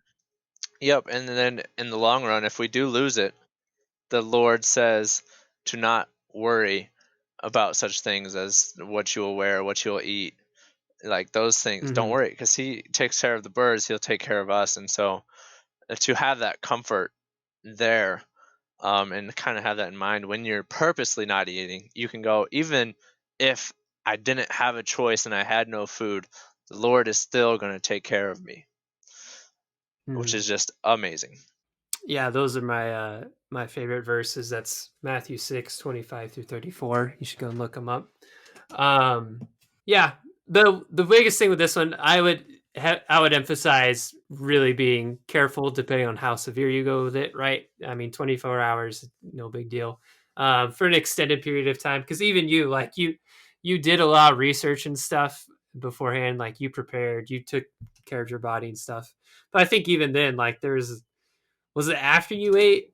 There's like you like passed out for half a second or something. I remember you took a Snapchat and sent it to me, and you were like lying on the floor, like I think I just blanked out for like a second. I don't remember exactly, but Yeah, yeah, I never passed out during, but I ate some fruit, the first thing I tasted, and then I stood up too fast from my chair, and I was just weak. Like my legs felt weak from not eating. And I think mm-hmm. I didn't do well hydrating or something. The fifth day was rough, like I mentioned earlier. But I had food. I'm like, Mm-hmm. okay, I'm gonna start recovering. I stood up, heading for the door, and I just collapsed. And then I opened my eyes. I'm on the ground. I caught myself, so I'm not like all bruised up. I was like, well, I'm not Yeah. gonna move for a bit, but I should tell Kurt I'm on the ground just in case he opens the door and sees me dead in here. And so yeah, Yes, there thank you was for the warning. physical things, yeah, that took place, but even then, it was fun to to kind Mm-hmm. of feel that way, because that even gave me appreciation for how I normally feel, and how when you're normal that feels so good, and so yeah, it goes back to my biggest takeaway, other than different perspective, is that thankfulness for the normal, thankfulness for the routine, thankfulness for all these things that we so easily go like nose blind, eye blind, whatever you want to call it, too, and we just forget that they're already given. They're such great gifts. Mm-hmm. Mm-hmm. We can go on to the last one if you're ready for that. Yeah, I mean, let's do it. Okay. So we've talked. We've the ones we've talked about so far have been, I think, a combination of like both physical and mental like discipline, right? And that's kind of what we've been talking about as a whole, like training both your mind and your body. This one, I think, is I let you choose the last one because I could only think of two examples off the top of my head, and I was like, "Hey, you got a good third example?" Um, and so this is the one that you chose, and I think this is primarily mental discipline, and I think it has a lot of history behind it too. So there was, I don't remember exactly when, sometime in the fall, but there was a day where John, what did you do on that day? Yeah, I took a PS4 that I spent good money on, and I I threw it away. And before I threw it away, I took a hammer to it just so nobody else could use it. I didn't really need to destroy it, but I don't know. Part of it was it felt good. Part of it was like nobody else is going to use it. And so I Mm-hmm, mm-hmm. threw away this thing into the trash can. So John, why did you do that? That was like that was like yeah, $300 or something. It's probably even more when you bought it. I think you bought it Yeah. earlier than I did mine. Yeah. Yeah, so yeah, some of my friends thought I had completely lost it. But throw in some backstory, it'll make sense. Um, All right, what's the backstory? Growing up, I would play video games with my brother mainly. We had a PS2 given to us as a family, from one of my babysitters, I think, Yeah. actually. Um, and so we'd play sports games because that's the only game my brother would like, and he was pretty good at it, so he could beat me most of the time.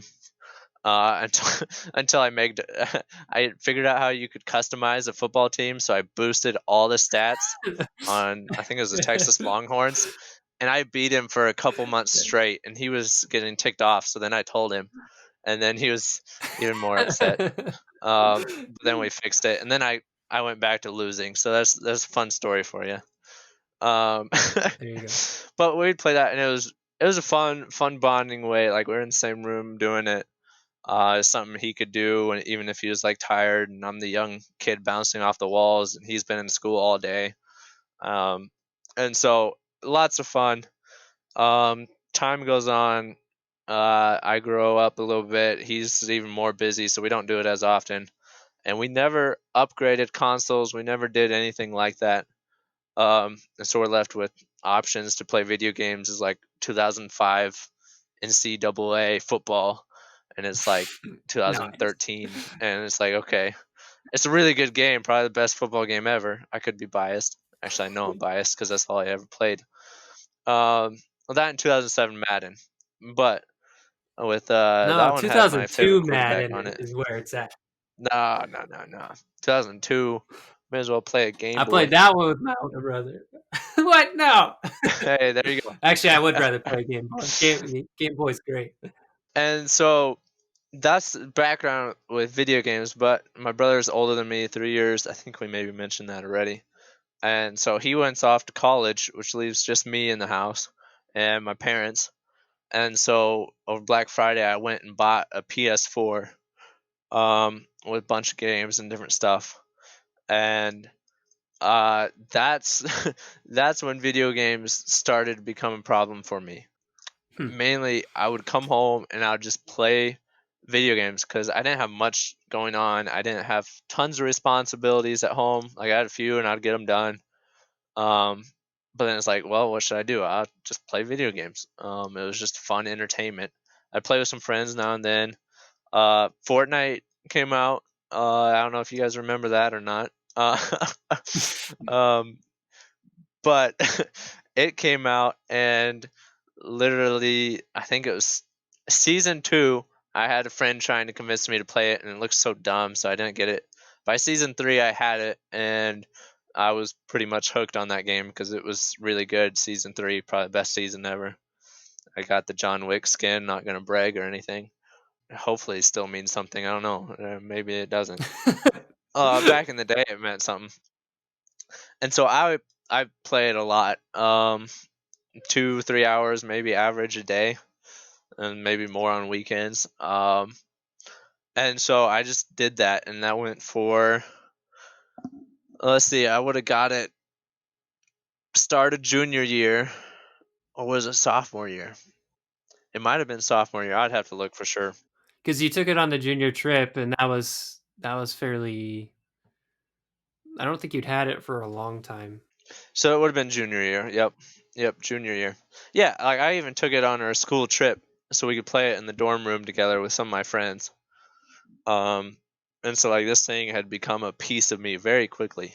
By the time senior year comes around, even into the spring, so almost done with school, I not sure what, but something set off in me, and I started looking back at all these hours, and I mean hours. Compiled, it'd be days of playing, and I'm like, what do I have to show for it? That was the main question I would ask myself, and I had tons of fun times. I remember laughing hysterically a bunch with friends, and I remember um, enjoying the games that I would play.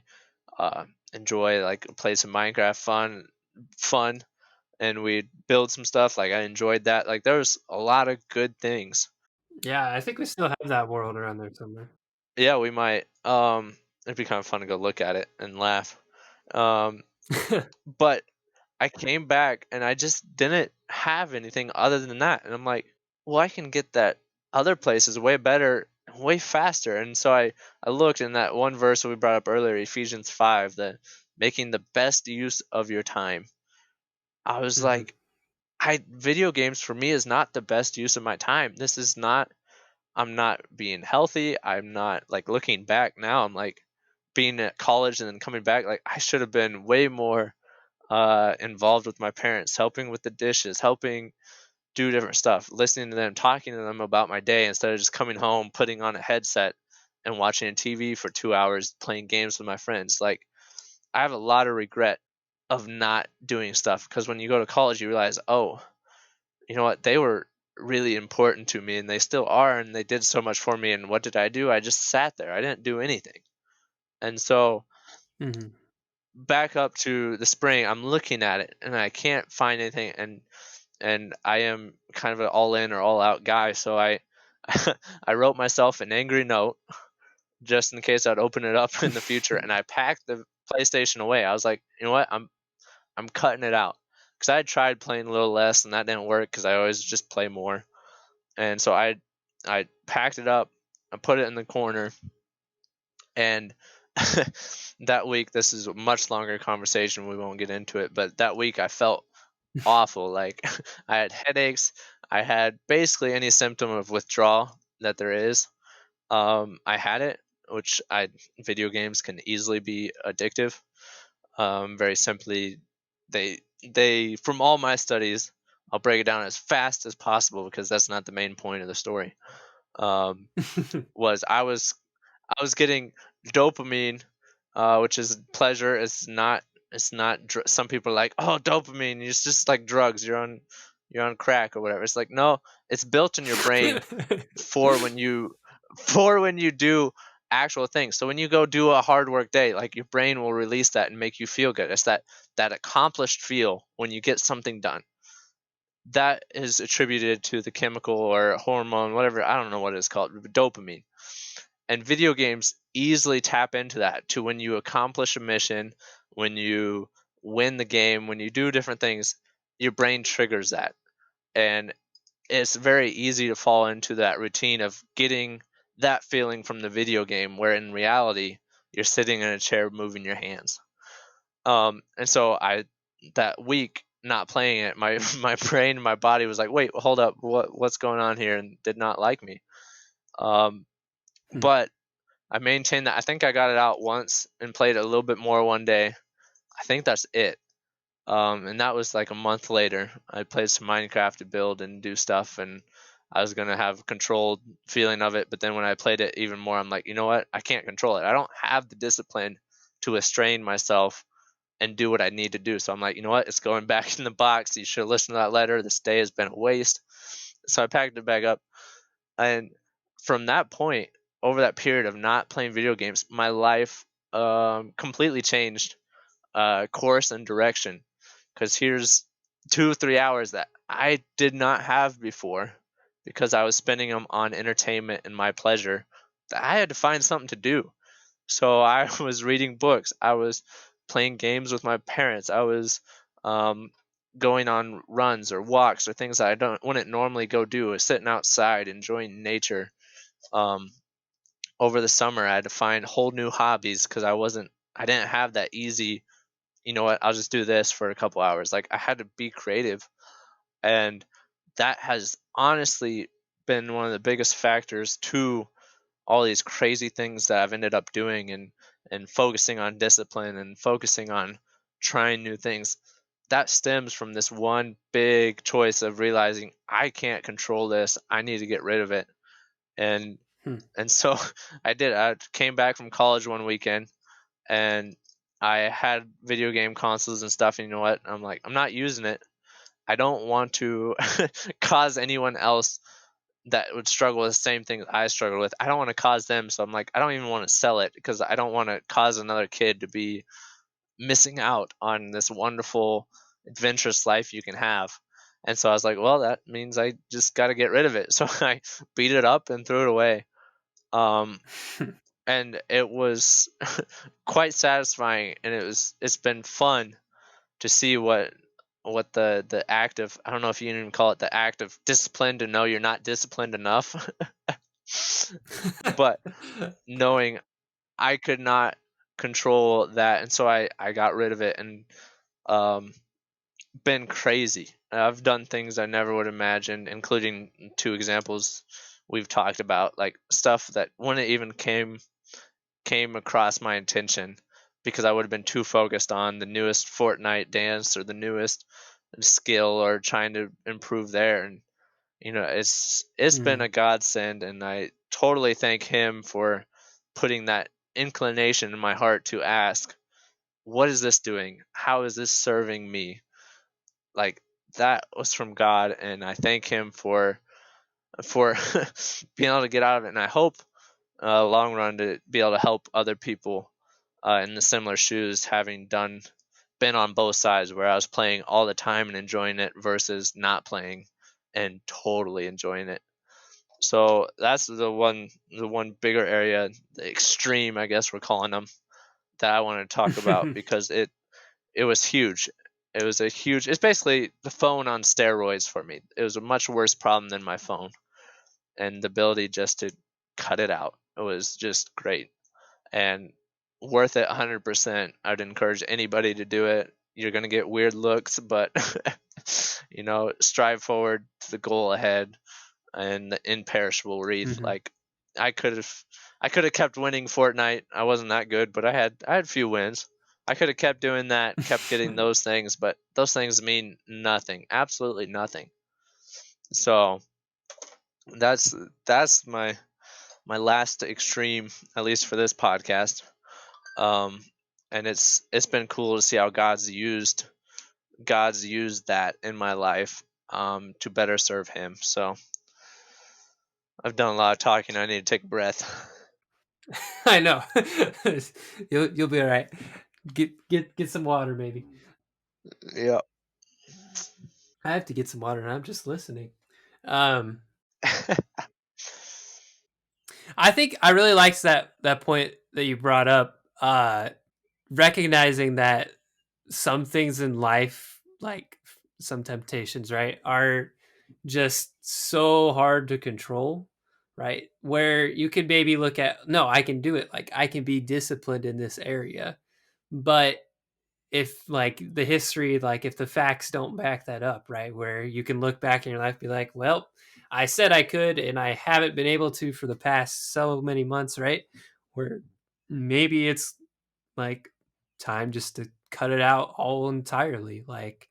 And that in itself, like you said, is its own discipline, to have the willpower to be like, all right, nope, we're just gonna chop it off. I think that's also from Matthew, if I'm not mistaken, like Sermon on the Mount, as far as like not exactly the same context at all, but like if your hand causes you to stumble, then cut it off, or if your eye causes you to stumble, then gouge it out, like, and not saying to go, mutilate your body, right? But like the imagery behind that, as far as whatever it is that is causing you to not be pursuing the path you should be, like it needs to get out of your life. So I think that's really cool. Yep, exactly. If following Christ, which is the sole thing that identifies me, that I'm striving for. I'm not always perfect. I make mistakes, but following Christ is not a part-time job. I can't follow something else and serve Him. And video games was taken over. It wasn't taken over. It had taken over. And I Mm, encourage, not everybody struggles with video games. There's plenty of other areas that I fail and I know other people fail in. But when you're failing, I remember trying little increments to try to work from failing to less failing to I've got this under control. And it would work for a bit and then I'd go right back to failing. Like, I never could get that mm, progress. And so what I found was by getting rid of it, jumping straight to the end, getting rid of it, then after I had learned what it was like without it, bringing it back in was a much better way of being in control of it after going without it. And that's where I did bring it back in and then realized, I don't really have, I don't like it. It's not a value of me. I don't see it helping me. And so then I never brought it back in. That was Mm-hmm. how I decided to control it. If I would have gone, okay, let's try it. Oh, this does have value to me. I would have kept some of it. And so I'd encourage, and this is the way I've found success in things like this, is go to the extreme, learn to live without, and then work it back into a healthy level. Don't try to gradually get to a healthy level because you're never going to get there. Mm-hmm. No, I would concur with that sentiment because they're like I think I've had similar struggles at various points in my life where I remember there was one week in the summer where like I just felt like I'd been playing a lot, and I'm like, all right, I'm not gonna play for this week. And it was weird because some of my friends were like, dude, what are you doing? Like, why did you do that? I'm like, well, I thought I was playing too much, right? And I would say you got to go more than a week, right? A week was a nice break, right? But if you want to actually see like the effects of your life without something, I mean, I'd argue probably like at least a month, like maybe longer. I don't know. I'm not a psychologist or whatever. I don't know what your opinion on how long you'd have to go would be. Yeah, I would go a month or longer. And you'll be surprised what that turns into, especially if what you're taking out is truly a negative that you think it is, because you're going to start seeing the positives fill its place, especially if you're intentional. So I was intentional Mm-hmm. instead of, I didn't go, okay, I'm not playing video games. Now I'm going to watch all the movies I want. Like, I was intentional with the time that I had taken away from this negative. And so take away the negative, fill it with something positive, fill it with prayer, with reading God's word, with spending time with family, with getting to know your friends, finding ways to encourage them, not just in fun ways, but in spiritual ways. Like doing all these things purposely in that place, you're going to find so much more joy, so much more satisfaction that you're going to look back and go, oh man, why did I do that? Why was I such a sucker and such a under the Mm-hmm. vice of whatever that thing is? Um, and I do think there's been a few things that I've worked back in. So I've gotten rid of social media at a time because I wasn't controlling it. um, well, I was just always on the search page, scrolling, finding really cool, awesome stuff, whether it was cool artwork or funny memes that just made Mm-hmm. me laugh. Like, not necessarily bad things, but they were not the best use of my time. So I got rid of it, and now I've worked it back in to get to that healthy balance of using it for good, using it for God's glory and the connection of my friends and fellow believers and heirs in Christ. Um, and so not everything you're going to completely throw away. There's some things that you probably can completely throw away, like I did with PS4. Haven't looked Mm-hmm. back on it since. It's been great. But I do encourage month or longer of taking it away, to really work on finding what was good about it, what was bad about it, and what can I replace it with that might be better. Mm-hmm. Yeah, I think honestly, the biggest thing is taking time to. This is kind of something I don't know if we've touched on a lot, but just to slow down in your life and like self reflect on what is actually occupying your time, right? Where with that evaluating, you can find out, hey, this is actually consuming a lot, like a large portion of my time. I'm not sure if it's actually beneficial, right? That's what like vices are. They're things that just eat you away that really like you just need to get out of your life. Um, and those can be very like there's tons of different vices, right? Um, but whatever it is, I think you're onto it. Cut it out, see what makes it, see if there is any good in it, right? And if you can salvage it or not, or maybe it just needs to go entirely. So me personally, like we did this. That was like the third podcast I think is about video games. I talked with a couple of friends about why we play games and the good and the bad and all that stuff. Um, Personally, I don't think video games are. Um, I don't think video games are bad by necessity, but I've seen over the course of my life probably more harm than good with them. I wouldn't say everyone should, just throw everything away, but you 100% should take that time to evaluate and find out, hey, is this something that needs to go or not? Like, I found value in some ways, and part of the reason I'm saying this is because I'm streaming later tonight once a week with a couple of friends just so we can hang out. But that's I have to justify myself. But if it ever gets to the point of, hey, this really is not good in video games, in anything, honestly, in TV. I know a lot of people who like to binge watch Netflix, right? um Whatever it is, take the time to evaluate and see whether or not it needs to go. That would be kind of my 2 cents on it. Yep. Yeah.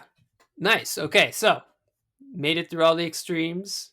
um I'll give you your last your last thoughts on any of those three stories. If there was one last thing you forgot that you needed to add, otherwise I can move on. I think we nailed it on those three stories. I'm I think Paul talks about it somewhere. I'm not gonna be able to find the verse fast enough, but well, actually, no. I think it's maybe in my closing verse in Philippians. But the striving forward and going ahead, like looking at those extremes or even the smaller stuff that I have been able to accomplish. That's not my end goal. I didn't do it to accomplish those certain things. Like my end goal is becoming like Christ, and so Lord willing, I'm hoping that more will be added to this list and that more fruit may be produced by being trained by the discipline of the Lord, and then also by self discipline of being sharp focused and set in godly, holy ways.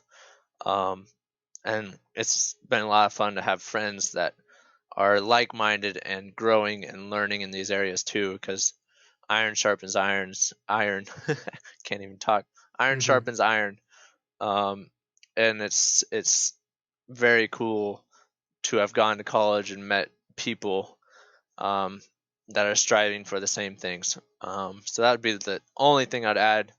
A little sidebar, a little clarification to some of the craziness, um, to help wrap it up and encourage other people to be trying things of similar, not even the same things, but you can find areas in your life where you can apply the same mindset to. I do want to actually follow up on that, but I had a quick question first. So I want to know, out of the three things you did, those three extremes, which one was the hardest? Or I mean, you could maybe rank them, one, two, three, or whatever. Mm. Um, I'd have to say video games because of just the long haul rewiring of my mind I had to do Mm-hmm. and change. I also think it's been the most beneficial in the long haul too. So purpose to the pain is definitely there. Um, but it was hard to let go of something I really enjoyed, knowing and hoping that there's something better. And I can tell you that there is, and it's great when you fully commit to being a follower of Christ and to living the life He calls us to. Um, so that would be the hardest. Fasting probably be one of the easiest ones there. Um, Definitely still challenging, definitely still good. Um, and probably took the recovery wasn't quite as bad. It was weird, but with the marathon, I mean, I suffered the consequences of not training, and I knew I would going into it. Mm-hmm. And so both running it and it was it was so unpleasant. It took about 2 hours for me to fully appreciate and enjoy running it. Because normally, you run 2 3 miles, you feel good afterwards. You're like, oh yeah, this is great. Got the endorphins, dopamine going. Like this. Oh yeah. This one, I was so wrecked. I was like, okay, I did it, but this still sucks. But time went on, and I can look back, and I'm just like, wow, I was able to do that. What an amazing experience. Um, and so I can look back on that one with a lot of joy in my heart, a lot of fun memories made, a lot of good Mm-hmm. lessons learned. Um, so definitely challenging, but so worth it too. Awesome. Okay, that's what I was hoping for. Let's okay. Now going back to my side note aside. Okay, now we're back on track. You're saying recommending all of these well, not exactly all the extremes, but recommending that disciplined mindset, right, to anyone.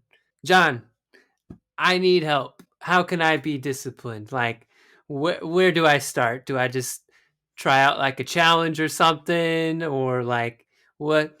Where do I start? What? I need help, please. I'm repeating my words. I'm so desperate. What?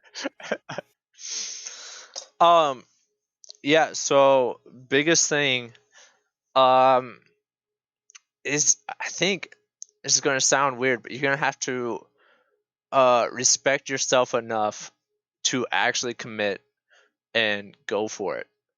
Um, Hmm. to use a recent example, I've started waking up earlier, and when I'm talking earlier, like hour and a half earlier than I normally would, um, in the past. And so that's something, especially right off the gate. First day, kind of excited to do it. It's a new thing. Second day, oh, it was awful. I didn't I didn't want to get out of bed at all. But I knew that if I wanted to accomplish my goals, which was to have a more productive morning versus later night, that's unproductive, and if I wanted to get in a good rhythm and to be able to serve God better that way, I had to get up out of that bed, go shut the alarm off, and, and go start my day. And so I had it in my mind that I wasn't going to stop doing that, because if I would have been like, I guess it's not that important, I'm going to go back to bed. Boom, battle is lost. Hmm. Your discipline's gone. You've given in to that immediate feeling. So respect yourself enough to commit. And that's no matter what you're doing. That's just a simple example with waking up earlier, which has been awesome. And tricks I've found to help with that is realizing the goal and having a big goal. I've found for myself, the bigger the goal, the easier it is to commit, because I know it takes commitment to get to that goal. If I set a goal too small, I'll be like, Hmm. oh, well, I still can do it if I don't do this step. And I start skipping, and then all of a sudden, I'm never getting to that goal. That's just a personal trick. I'm sure people's brains are wired a little differently, motivated by different things, but I would try that. Set a bigger goal. Um, and that might help you actually commit, because you need that commitment. You need to get up. You need to go do whatever it is to be able to get there. So that's been helpful. And the biggest thing I've found with the goal and making it big is always rooting it in the Word of God. Um, because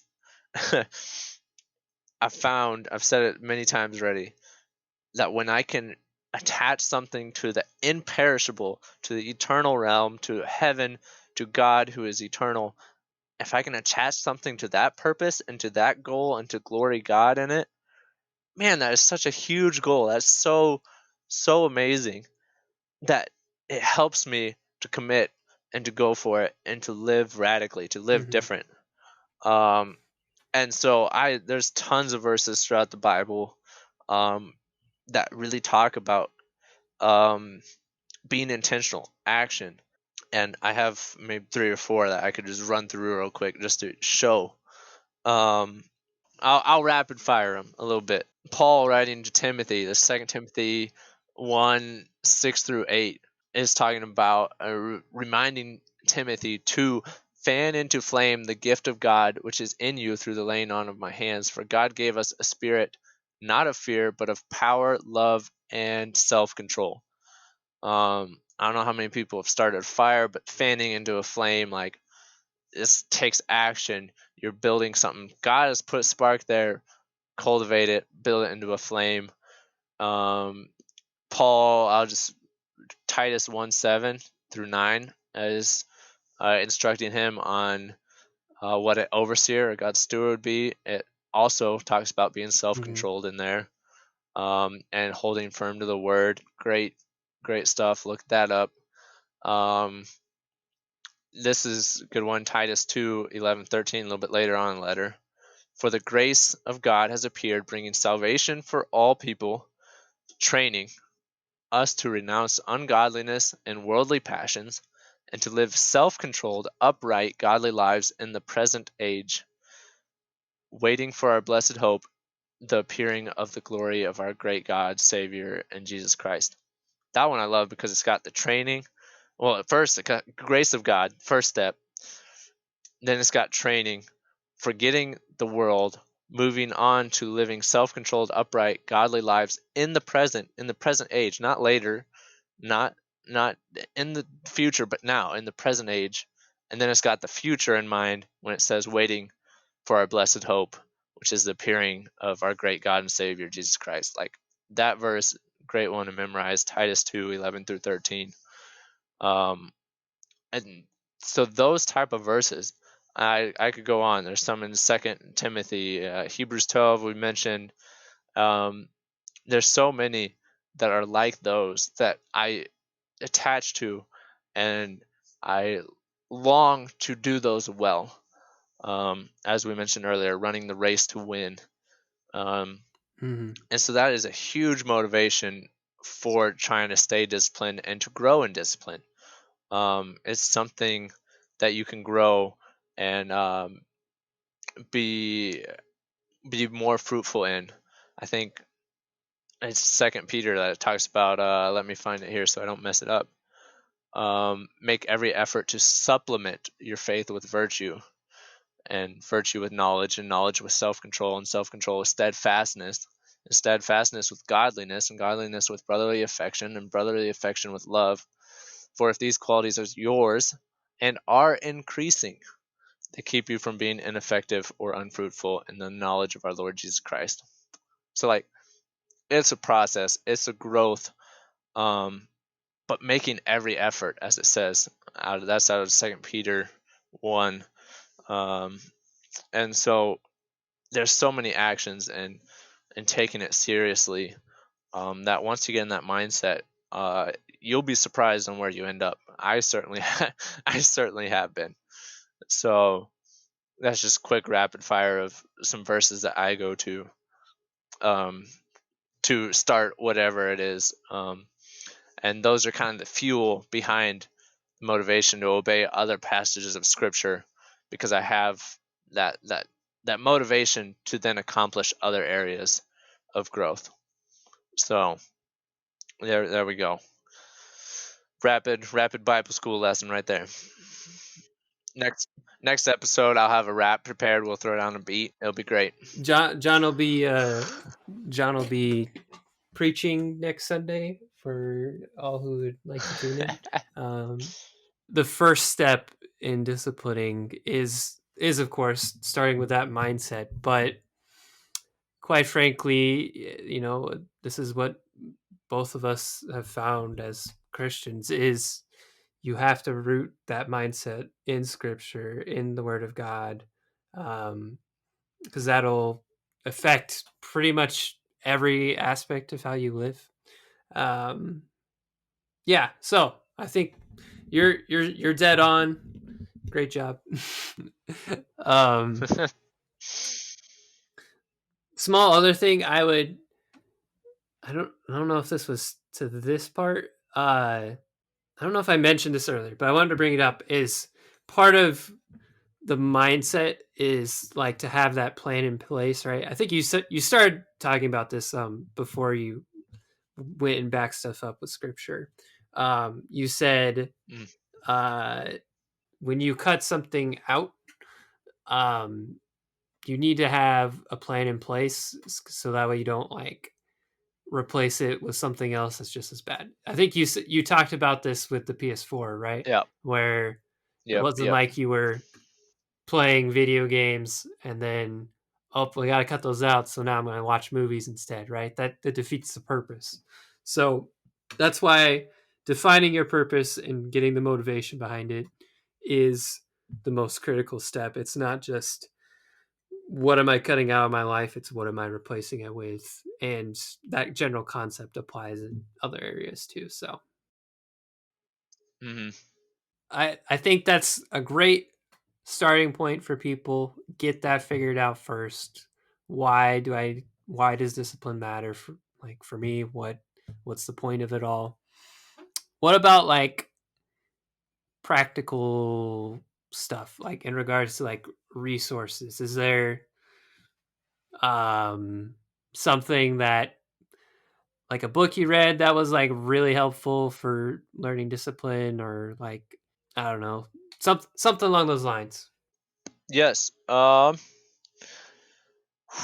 see here. I have not read like a book titled like Discipline, Get It All Figured Out or anything like that. Even though it's a great title, somebody should steal that. You should. I Um, was gonna say you should write a book now. It's discipline, get it all figured out. no. Um, but I would recommend because there there are a couple books that are just very influential and impacted how I live. Um, the first one is by R.C. Sproul, and it's The Holiness of God. Um, I think this book helped provide my first clear picture of um, who this God of the Bible is.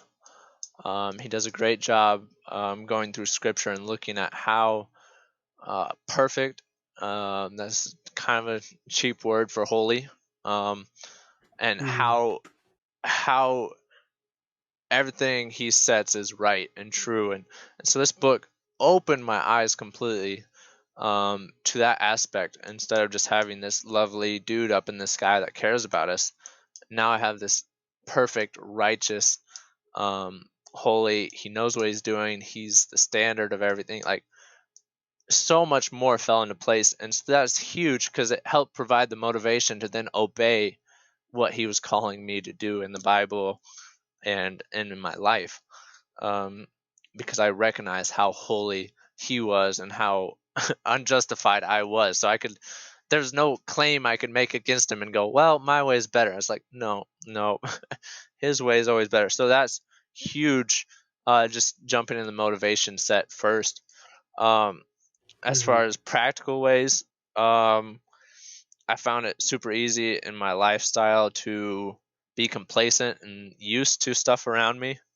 A great book to open your eyes to some of that would be Radical by David Platt. Um, 2 weeks in a row we've mentioned that book. yeah, yeah, and I would mention it even if Hallie didn't mention it last week. It's and take it with a grain of salt, but it will open your eyes to a different level of Christianity and of purpose and of direction than you might hear in your Mhm. typical Sunday school brief message, whatever. It does a good job of starting to address what it actually means to follow Christ, um, which is Mhm. really important when you're trying to have discipline and do that well.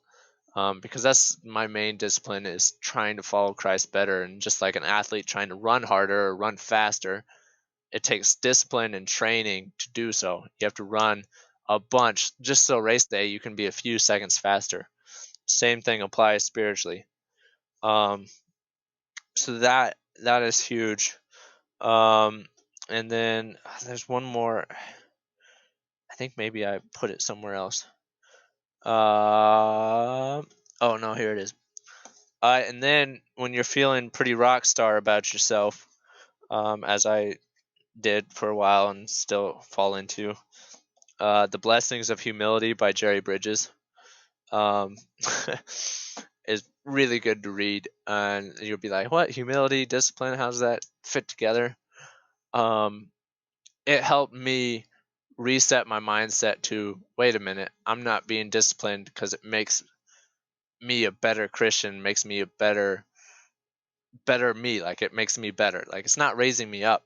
I am being Mm-hmm. disciplined and trying to follow Christ because Christ is worthy of me obeying him and doing those things. So not my merit, but Christ's merit. Like, so that book has been pretty big, to kind of round it off.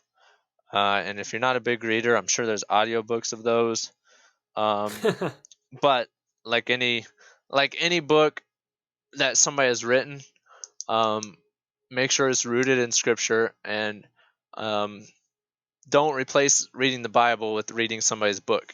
Um, I think books are Mm-hmm. like supplements, or like, maybe you could even call them like steroids. If you use them right, they can really help. So like muscle training. If all you're doing is just taking supplements and you're not eating healthy, you're not lifting weights, you're not gonna be a jacked, ripped dude. Like it's just not gonna happen. Like you're gonna have problems. In fact, and the same thing with this. You got to go to the source, which is the Bible and God's word. Make that your healthy food. Make that, um, your healthy workout. But then, yeah, go learn what other people have learned that have gone before you and have taken the time to write it down for other people. Like there's some amazing stuff to learn. Um, but getting that balance has been hard for me because sometimes I'm like, I'm just going to read everybody else's book. And I'm like, wait, when's the last time I read the Bible? So, personal struggle that I don't know if any of you deal with. But since I'm recommending a bunch of books, I wanted to remind you, um, books aren't the answer, God is. So, so yeah, that's the huge deal. Is that with discipline? Those would be some practical resources. Or I've found, if you can find other people that are willing to tackle the same issues as you, it can be really good. So ask some friends. You'll have people say no. You'll have some people say yes. You'll have people that say yes but don't commit down the road. Like, Mm-hmm. try to find those people that are willing to tackle and to grow with you and run with them, because that accountability, one, it gives you a little extra motivation to go, you know what, so and so is doing it, I can do it, or so and so is expecting me to do it. Like, it can help. Don't make that your main motivation, but let it fuel you a little bit. Um, and so finding other people has been huge. I know both me and you are part of a memorizing group where we're trying to memorize scripture because we found it to be valuable and something we can improve in. And it's been Mm-hmm. a lot of fun, and I've put a lot more effort into it because I have a group doing it than I would have without the group. So that would be another practical. So those books, hopefully you can play back, if because I can't even remember all the titles. Radical, Holiness of God, and Blessings of Humility, um, Yep. would be my practical suggestions to anybody just wanting to start. Um, but yeah, make it up in your mind, go for it, and then just let discipline take its course, and don't back out, because you'll have pain of regret versus the pain of discipline that leads to all these benefits and good things. Awesome. That's great. I think I've said awesome at the start of like every time. That's been my jazz word.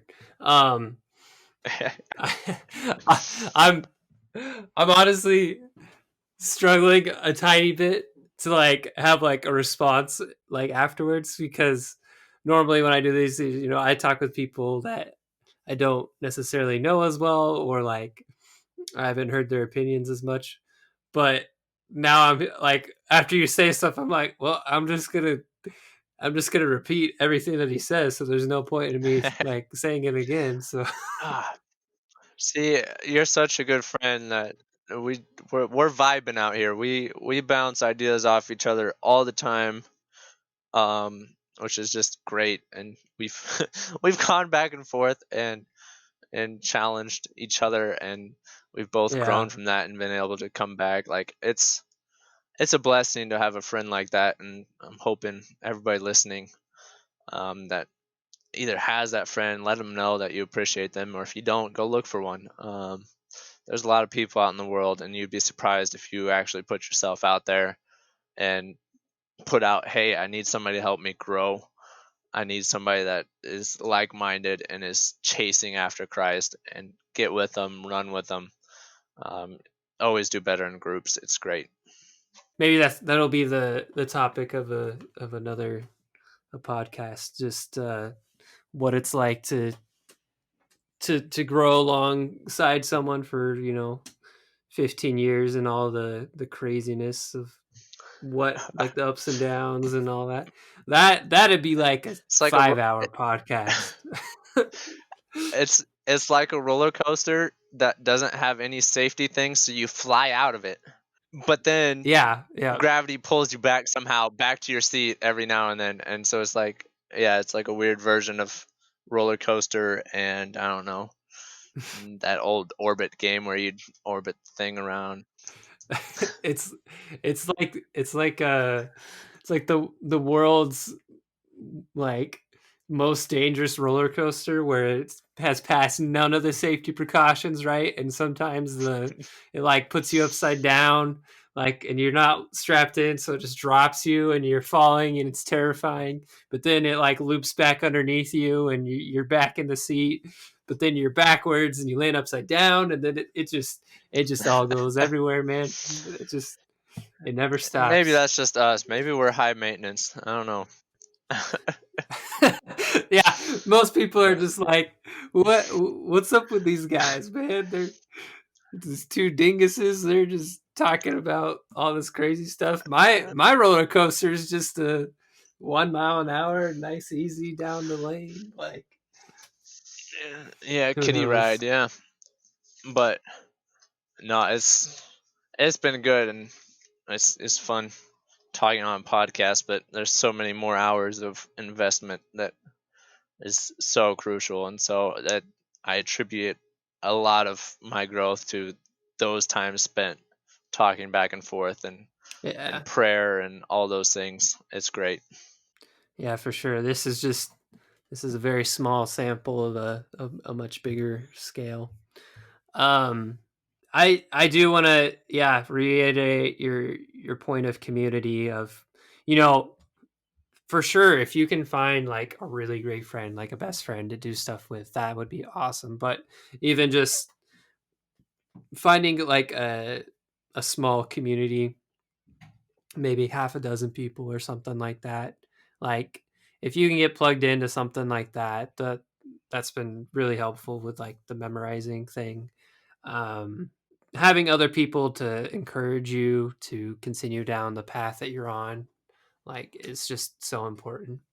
And even the Hmm. broader spectrum, right, where you have people of the past, like, oftentimes with books and stuff, like, it's insane that there's some books out there that like some dead guy wrote like 100 years ago that's still available for us to like look at and to grow from. Like, I think that's just so cool.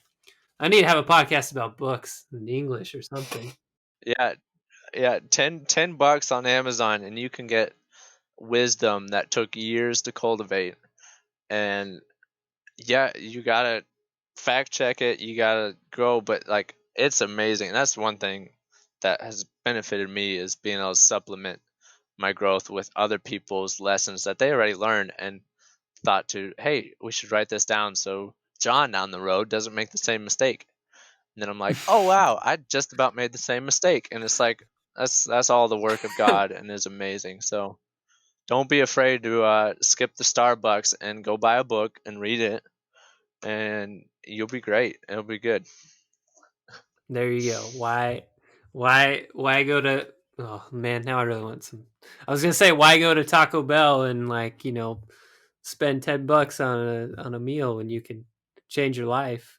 But I don't know, Taco Bell is pretty good. That might change my life. Although, Nah.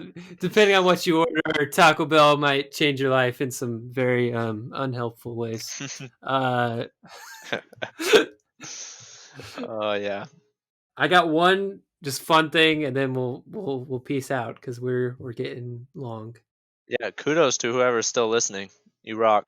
I want to know what's like the thing that like makes you tick. Like not I know we've talked about like the actual important things about like mindset, and you've given practical things. What about you personally though? Like what's the one song, the one movie, I don't care what it is, just what's the one thing that when you experience it, you're like, man, I can do anything. I can knock over a building. I can, you know,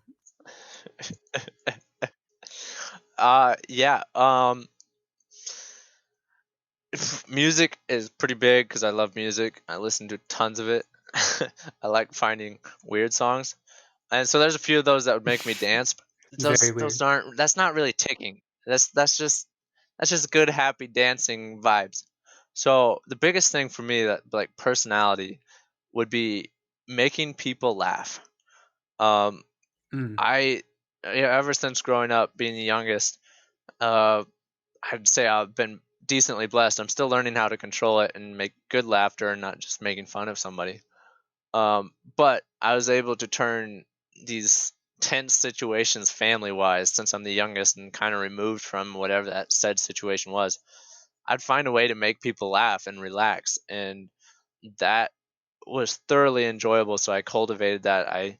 I grew that. And so now in groups, um, is I love just making people smile and making their day and making them laugh, whether that be through funny comment, a weird gesture, going over the top in an analogy that breaks down awfully. Like there's so many things I find myself doing just to make people laugh, and I'm like, it's great. That I could do all day. Um, and so that would be the one thing that I don't know. Maybe it came across in a podcast. I have no idea. I don't know if I'll even listen to it. I might crack myself up. But Yeah, who uh, knows? personally, in person, like that is something I love to do, is just making people laugh, because joy is such a big thing, and too often we get burdened and we get focused on the wrong things, and all of a sudden our problems are way bigger than they really are in our mind. And so I like bringing that back down and helping people relax Hmm. and see the bigger picture. And so I hopefully down the road I can make a living or do something with that more than I'm doing currently. But in college I'm using it quite a bit, just not in productive ways, like lucrative ways. I don't have a talk show and I'm making millions, but I'm impacting people. So yeah, that's the fun thing right there. We go a little off the rails in college, but in a a responsible off the rails way. It's very insane, but Oh it's yeah, for sure. it's I like you said, I crack myself up sometimes. I don't even know. Um, It's controlled. I never feel like it's never out of control. It's always controlled yeah. and easily correctable.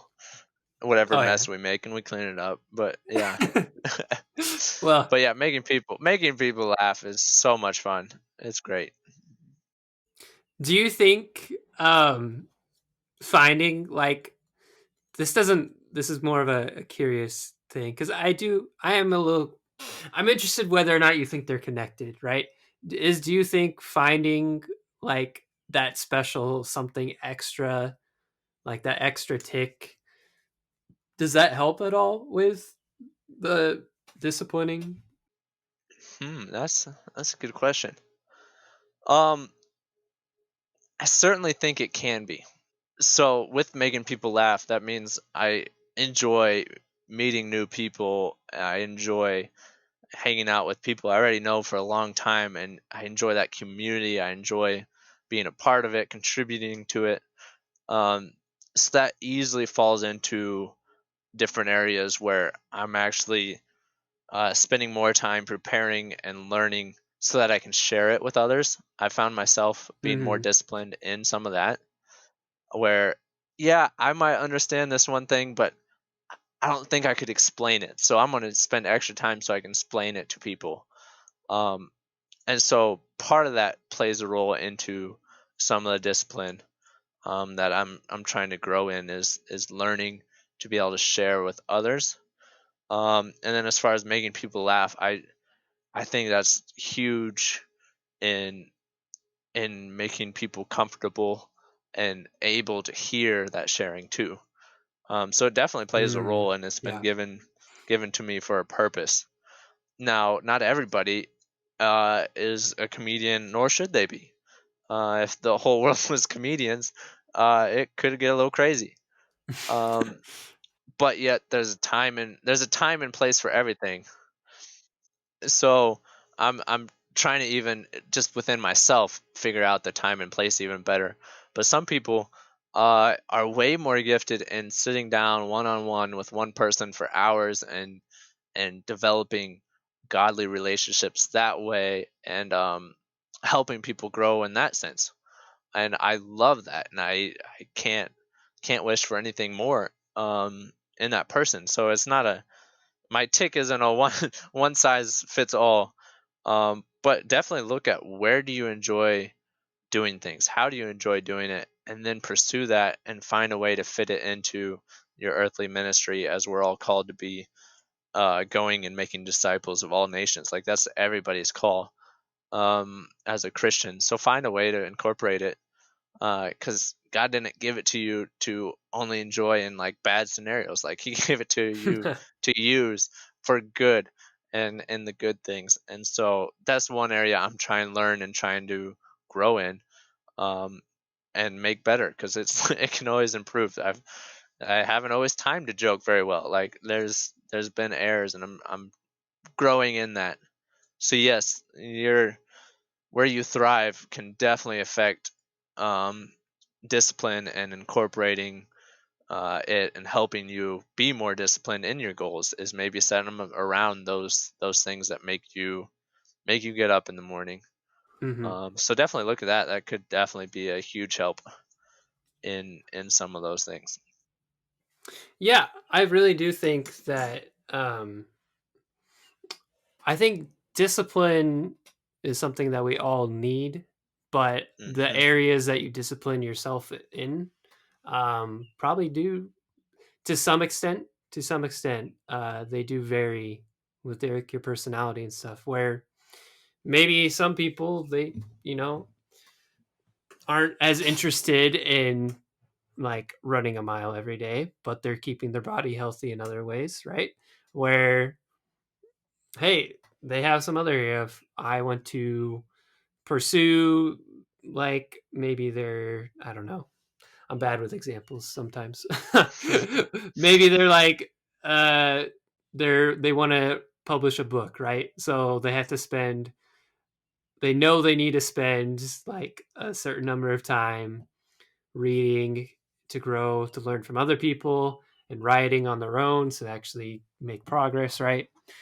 So that is an area of your life that requires discipline. Like you have an end goal in mind and you need something to like stick you to keep you dead set on that goal. You have to take practical steps to stay committed to that. You need to have the mindset to do it, the purpose behind it. Um, but for a lot of people, that's not at all a goal. They they have no desire to publish a book, right? So you don't need discipline in that area of your life.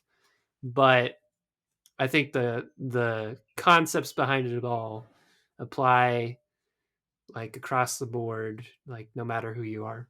Yep, and it will change over time, just personally. So last year, big discipline area was getting control of video games, and that Hmm. took a lot of my effort. Um, but just a year later, I'm working on discipline in completely different areas. Um, Still working on managing my time well with phones and other entertainment areas. Still working on that. Much improvement. Still a lot of way to go.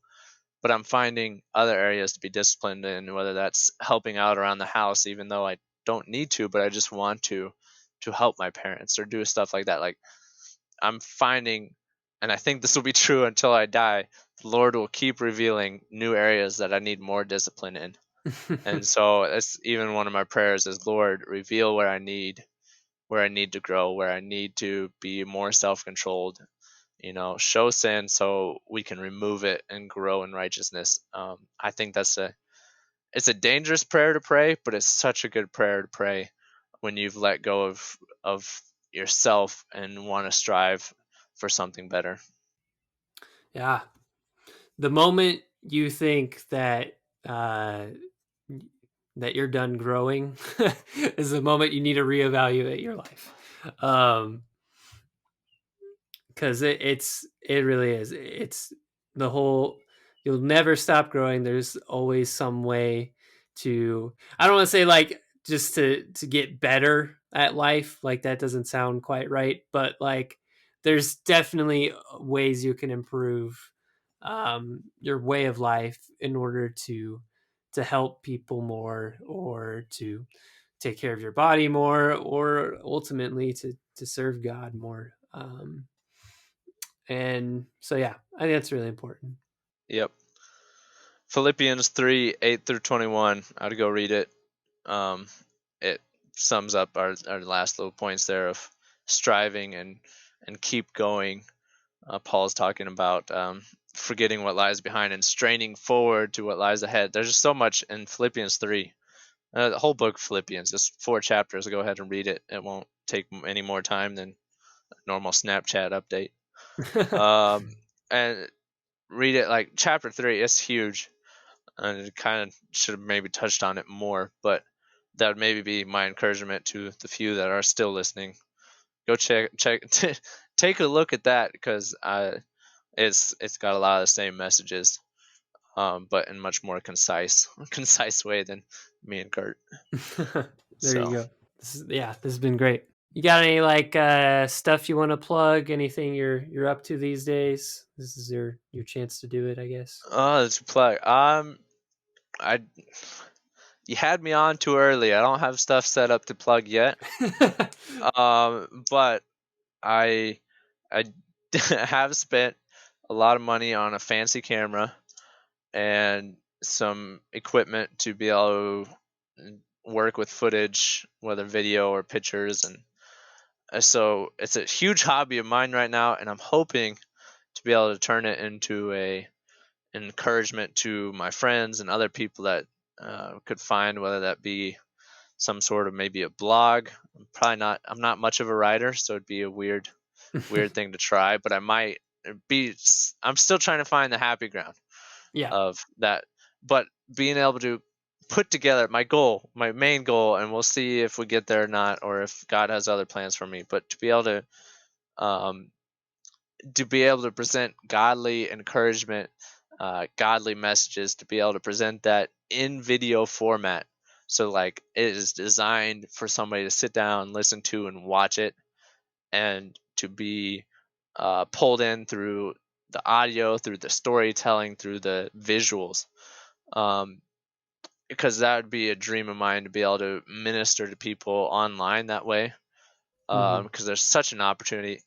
Like you can look up tons of great sermons, and sermons are great. I'd highly suggest listening to sermons. But those are mainly to listen and to be in the audience, and like to be a part of that group. Like that is their intention. So it's kind of like we copy and pasted it to video, and it works, but there's more potential in video that's not being reached, I don't think. So that's the long-term goal. That won't be for a couple of years probably, but that's where I'm working towards. Shorter coming, probably going to look like an Instagram page that has some cool pictures that hopefully relate to a short, encouraging message that then my friends or people can follow and be like reminded of truths from the Bible as they're going through their Instagram and keeping track of their friends or all those different things. Mm-hmm. So that's the most close thing, but I don't even have a name or account. Well, I have a few, but I'm not happy with any of them. So, I mean, you can always just find my Instagram account, and if you can't find it, just throw it in the comments. Kurt will give it to you. It'll be fine. Okay. But I am looking. That's my biggest project right now, is taking this extra time by myself to find a way to minister to people on a larger scale, not neglecting that small community that I do have, but looking for another thing to add on to it. So we'll see where that goes. It's it's out there, and it's something different that I didn't see coming very much at all. So I'm hoping the Lord uses it. If He doesn't, I'm excited to see where He takes me. Other than this, so I mean, all things work out for good. I think is in there somewhere. Romans 8:28. Yep. So that would be plug or just a little bit more about where I'm going in the future. So it's been fun to do that, and then see you do this podcast and your own videos. It's been fun to see creativity arise from um, time and extra time that we weren't prepared for with this whole pandemic and stuff. So very fun. It's been fun to be on here and talk to you, but even more fun just being behind the scenes and observing all the hard work you put into this stuff. So thank you is it would be the main final remark of me is thank you. So Okay. Well, there you go. That'll be your. I was gonna ask if you had any final thoughts, but I think you've pretty much given your final yeah, thoughts. right there. Kudos to anybody still listening. Hopefully you've been doing laundry or something while you listen to us, because we're on Spotify now. Well, not we. Kurt's on Spotify. Yeah. So Well, not yet, John. That's not the not that's the secret. I guess if you okay, let's be real. If you've listened this far, you deserve to know that's on Spotify now. well, I mean, well, I guess if you release it too soon and you don't have it, but yeah. yeah, most likely it's on there already. It's already on there. If you listen this far, you deserve to know that's on Spotify. Formal announcement coming. Just throw up a spoiler alert in the video. It'd be fine. It's all good. I can edit it out if I want to. There you go. Thank you so much for doing this with me. For sure, go check out John's stuff. It's not here yet, but it'll come. And you've already got a little bit of stuff, but be on the lookout for his Instagram, YouTube. Just stay connected. Hope if you stay remotely connected and are interested, he's a marketing guy. He knows how to keep you hooked and stuff. I'll So I'll hook you. I'll hook you with good stuff. um, but yeah, other than that, yeah, just thanks for doing this with me. Oh, no problem. It's very happy to keep going with it. I can't wait to see where it leads. This is about the I don't know the third time where a conversation went way longer than I thought it would. Probably more like fourth or fifth, but I'm not gonna stop talking if it's good stuff. So Dude, just imagine if we ever did this over a campfire. We could have like 12-hour conversations. oh oh man, I Everything's longer around a campfire. can you talk for 12 hours without like dying? I don't know that you should. I'll ask a scientist. Your voice would be sore, but we can do it. Okay. Leave Well, a like if you want to see a 12-hour. No. no. We just need one like and we'll do it. No, please do not listen to this man. Dude, I gotta go. I gotta check out soon because I still need supper, and then I have to go talk more on a stream for like 2 hours. Yeah, So dude. Yep. that'll be that'll be nice for my voice. It'll probably be fine. Um, yeah, that's all I got. See ya. Peace. Well, I certainly didn't waste much time in going from the shorter conversations straight back to the long ones, but you know what? That's okay. I love this podcast. It's just, having conversations with lots of different people, and sometimes it means a shorter conversation, and sometimes you talk about Star Wars for 4 hours. So you never know what you're gonna get, but I like the small amount of variety, and it's nice to just let the conversation go wherever it leads. One thing I did want to mention was there was an audio delay while we were recording. So whenever John or I said something to each other, it usually took about, I think, 2 to 3 seconds before the other person heard what was said. And so this caused some problems while we were recording. I think I edited most of them out.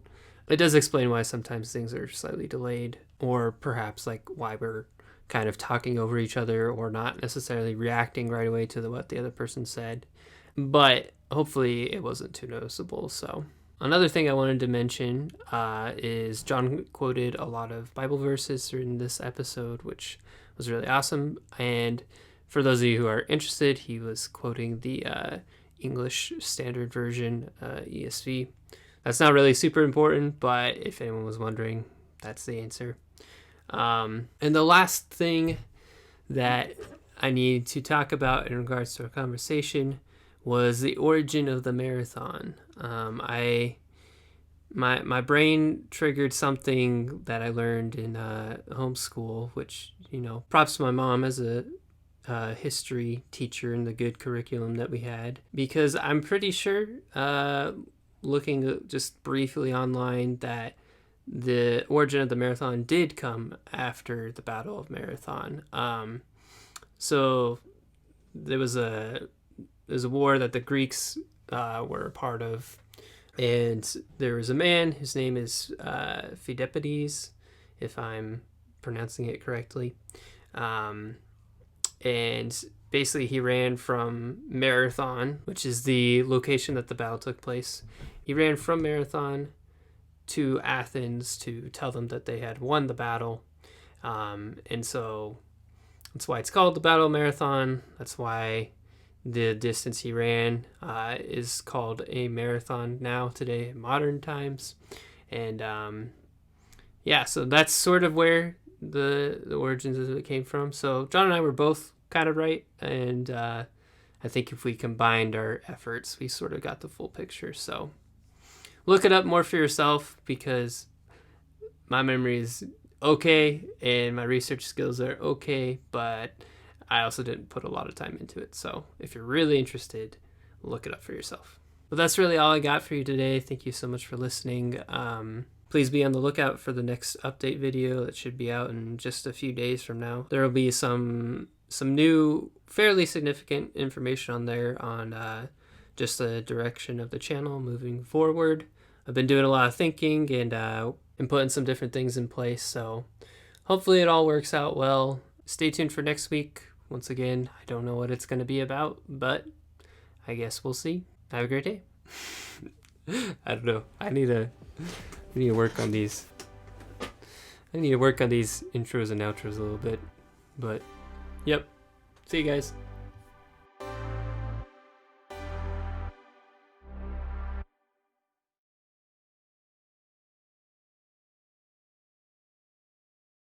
I'm up to like five Swedish songs now. My 5? foreign pop Oh, playlist. It's slowly growing. I think I found maybe one more.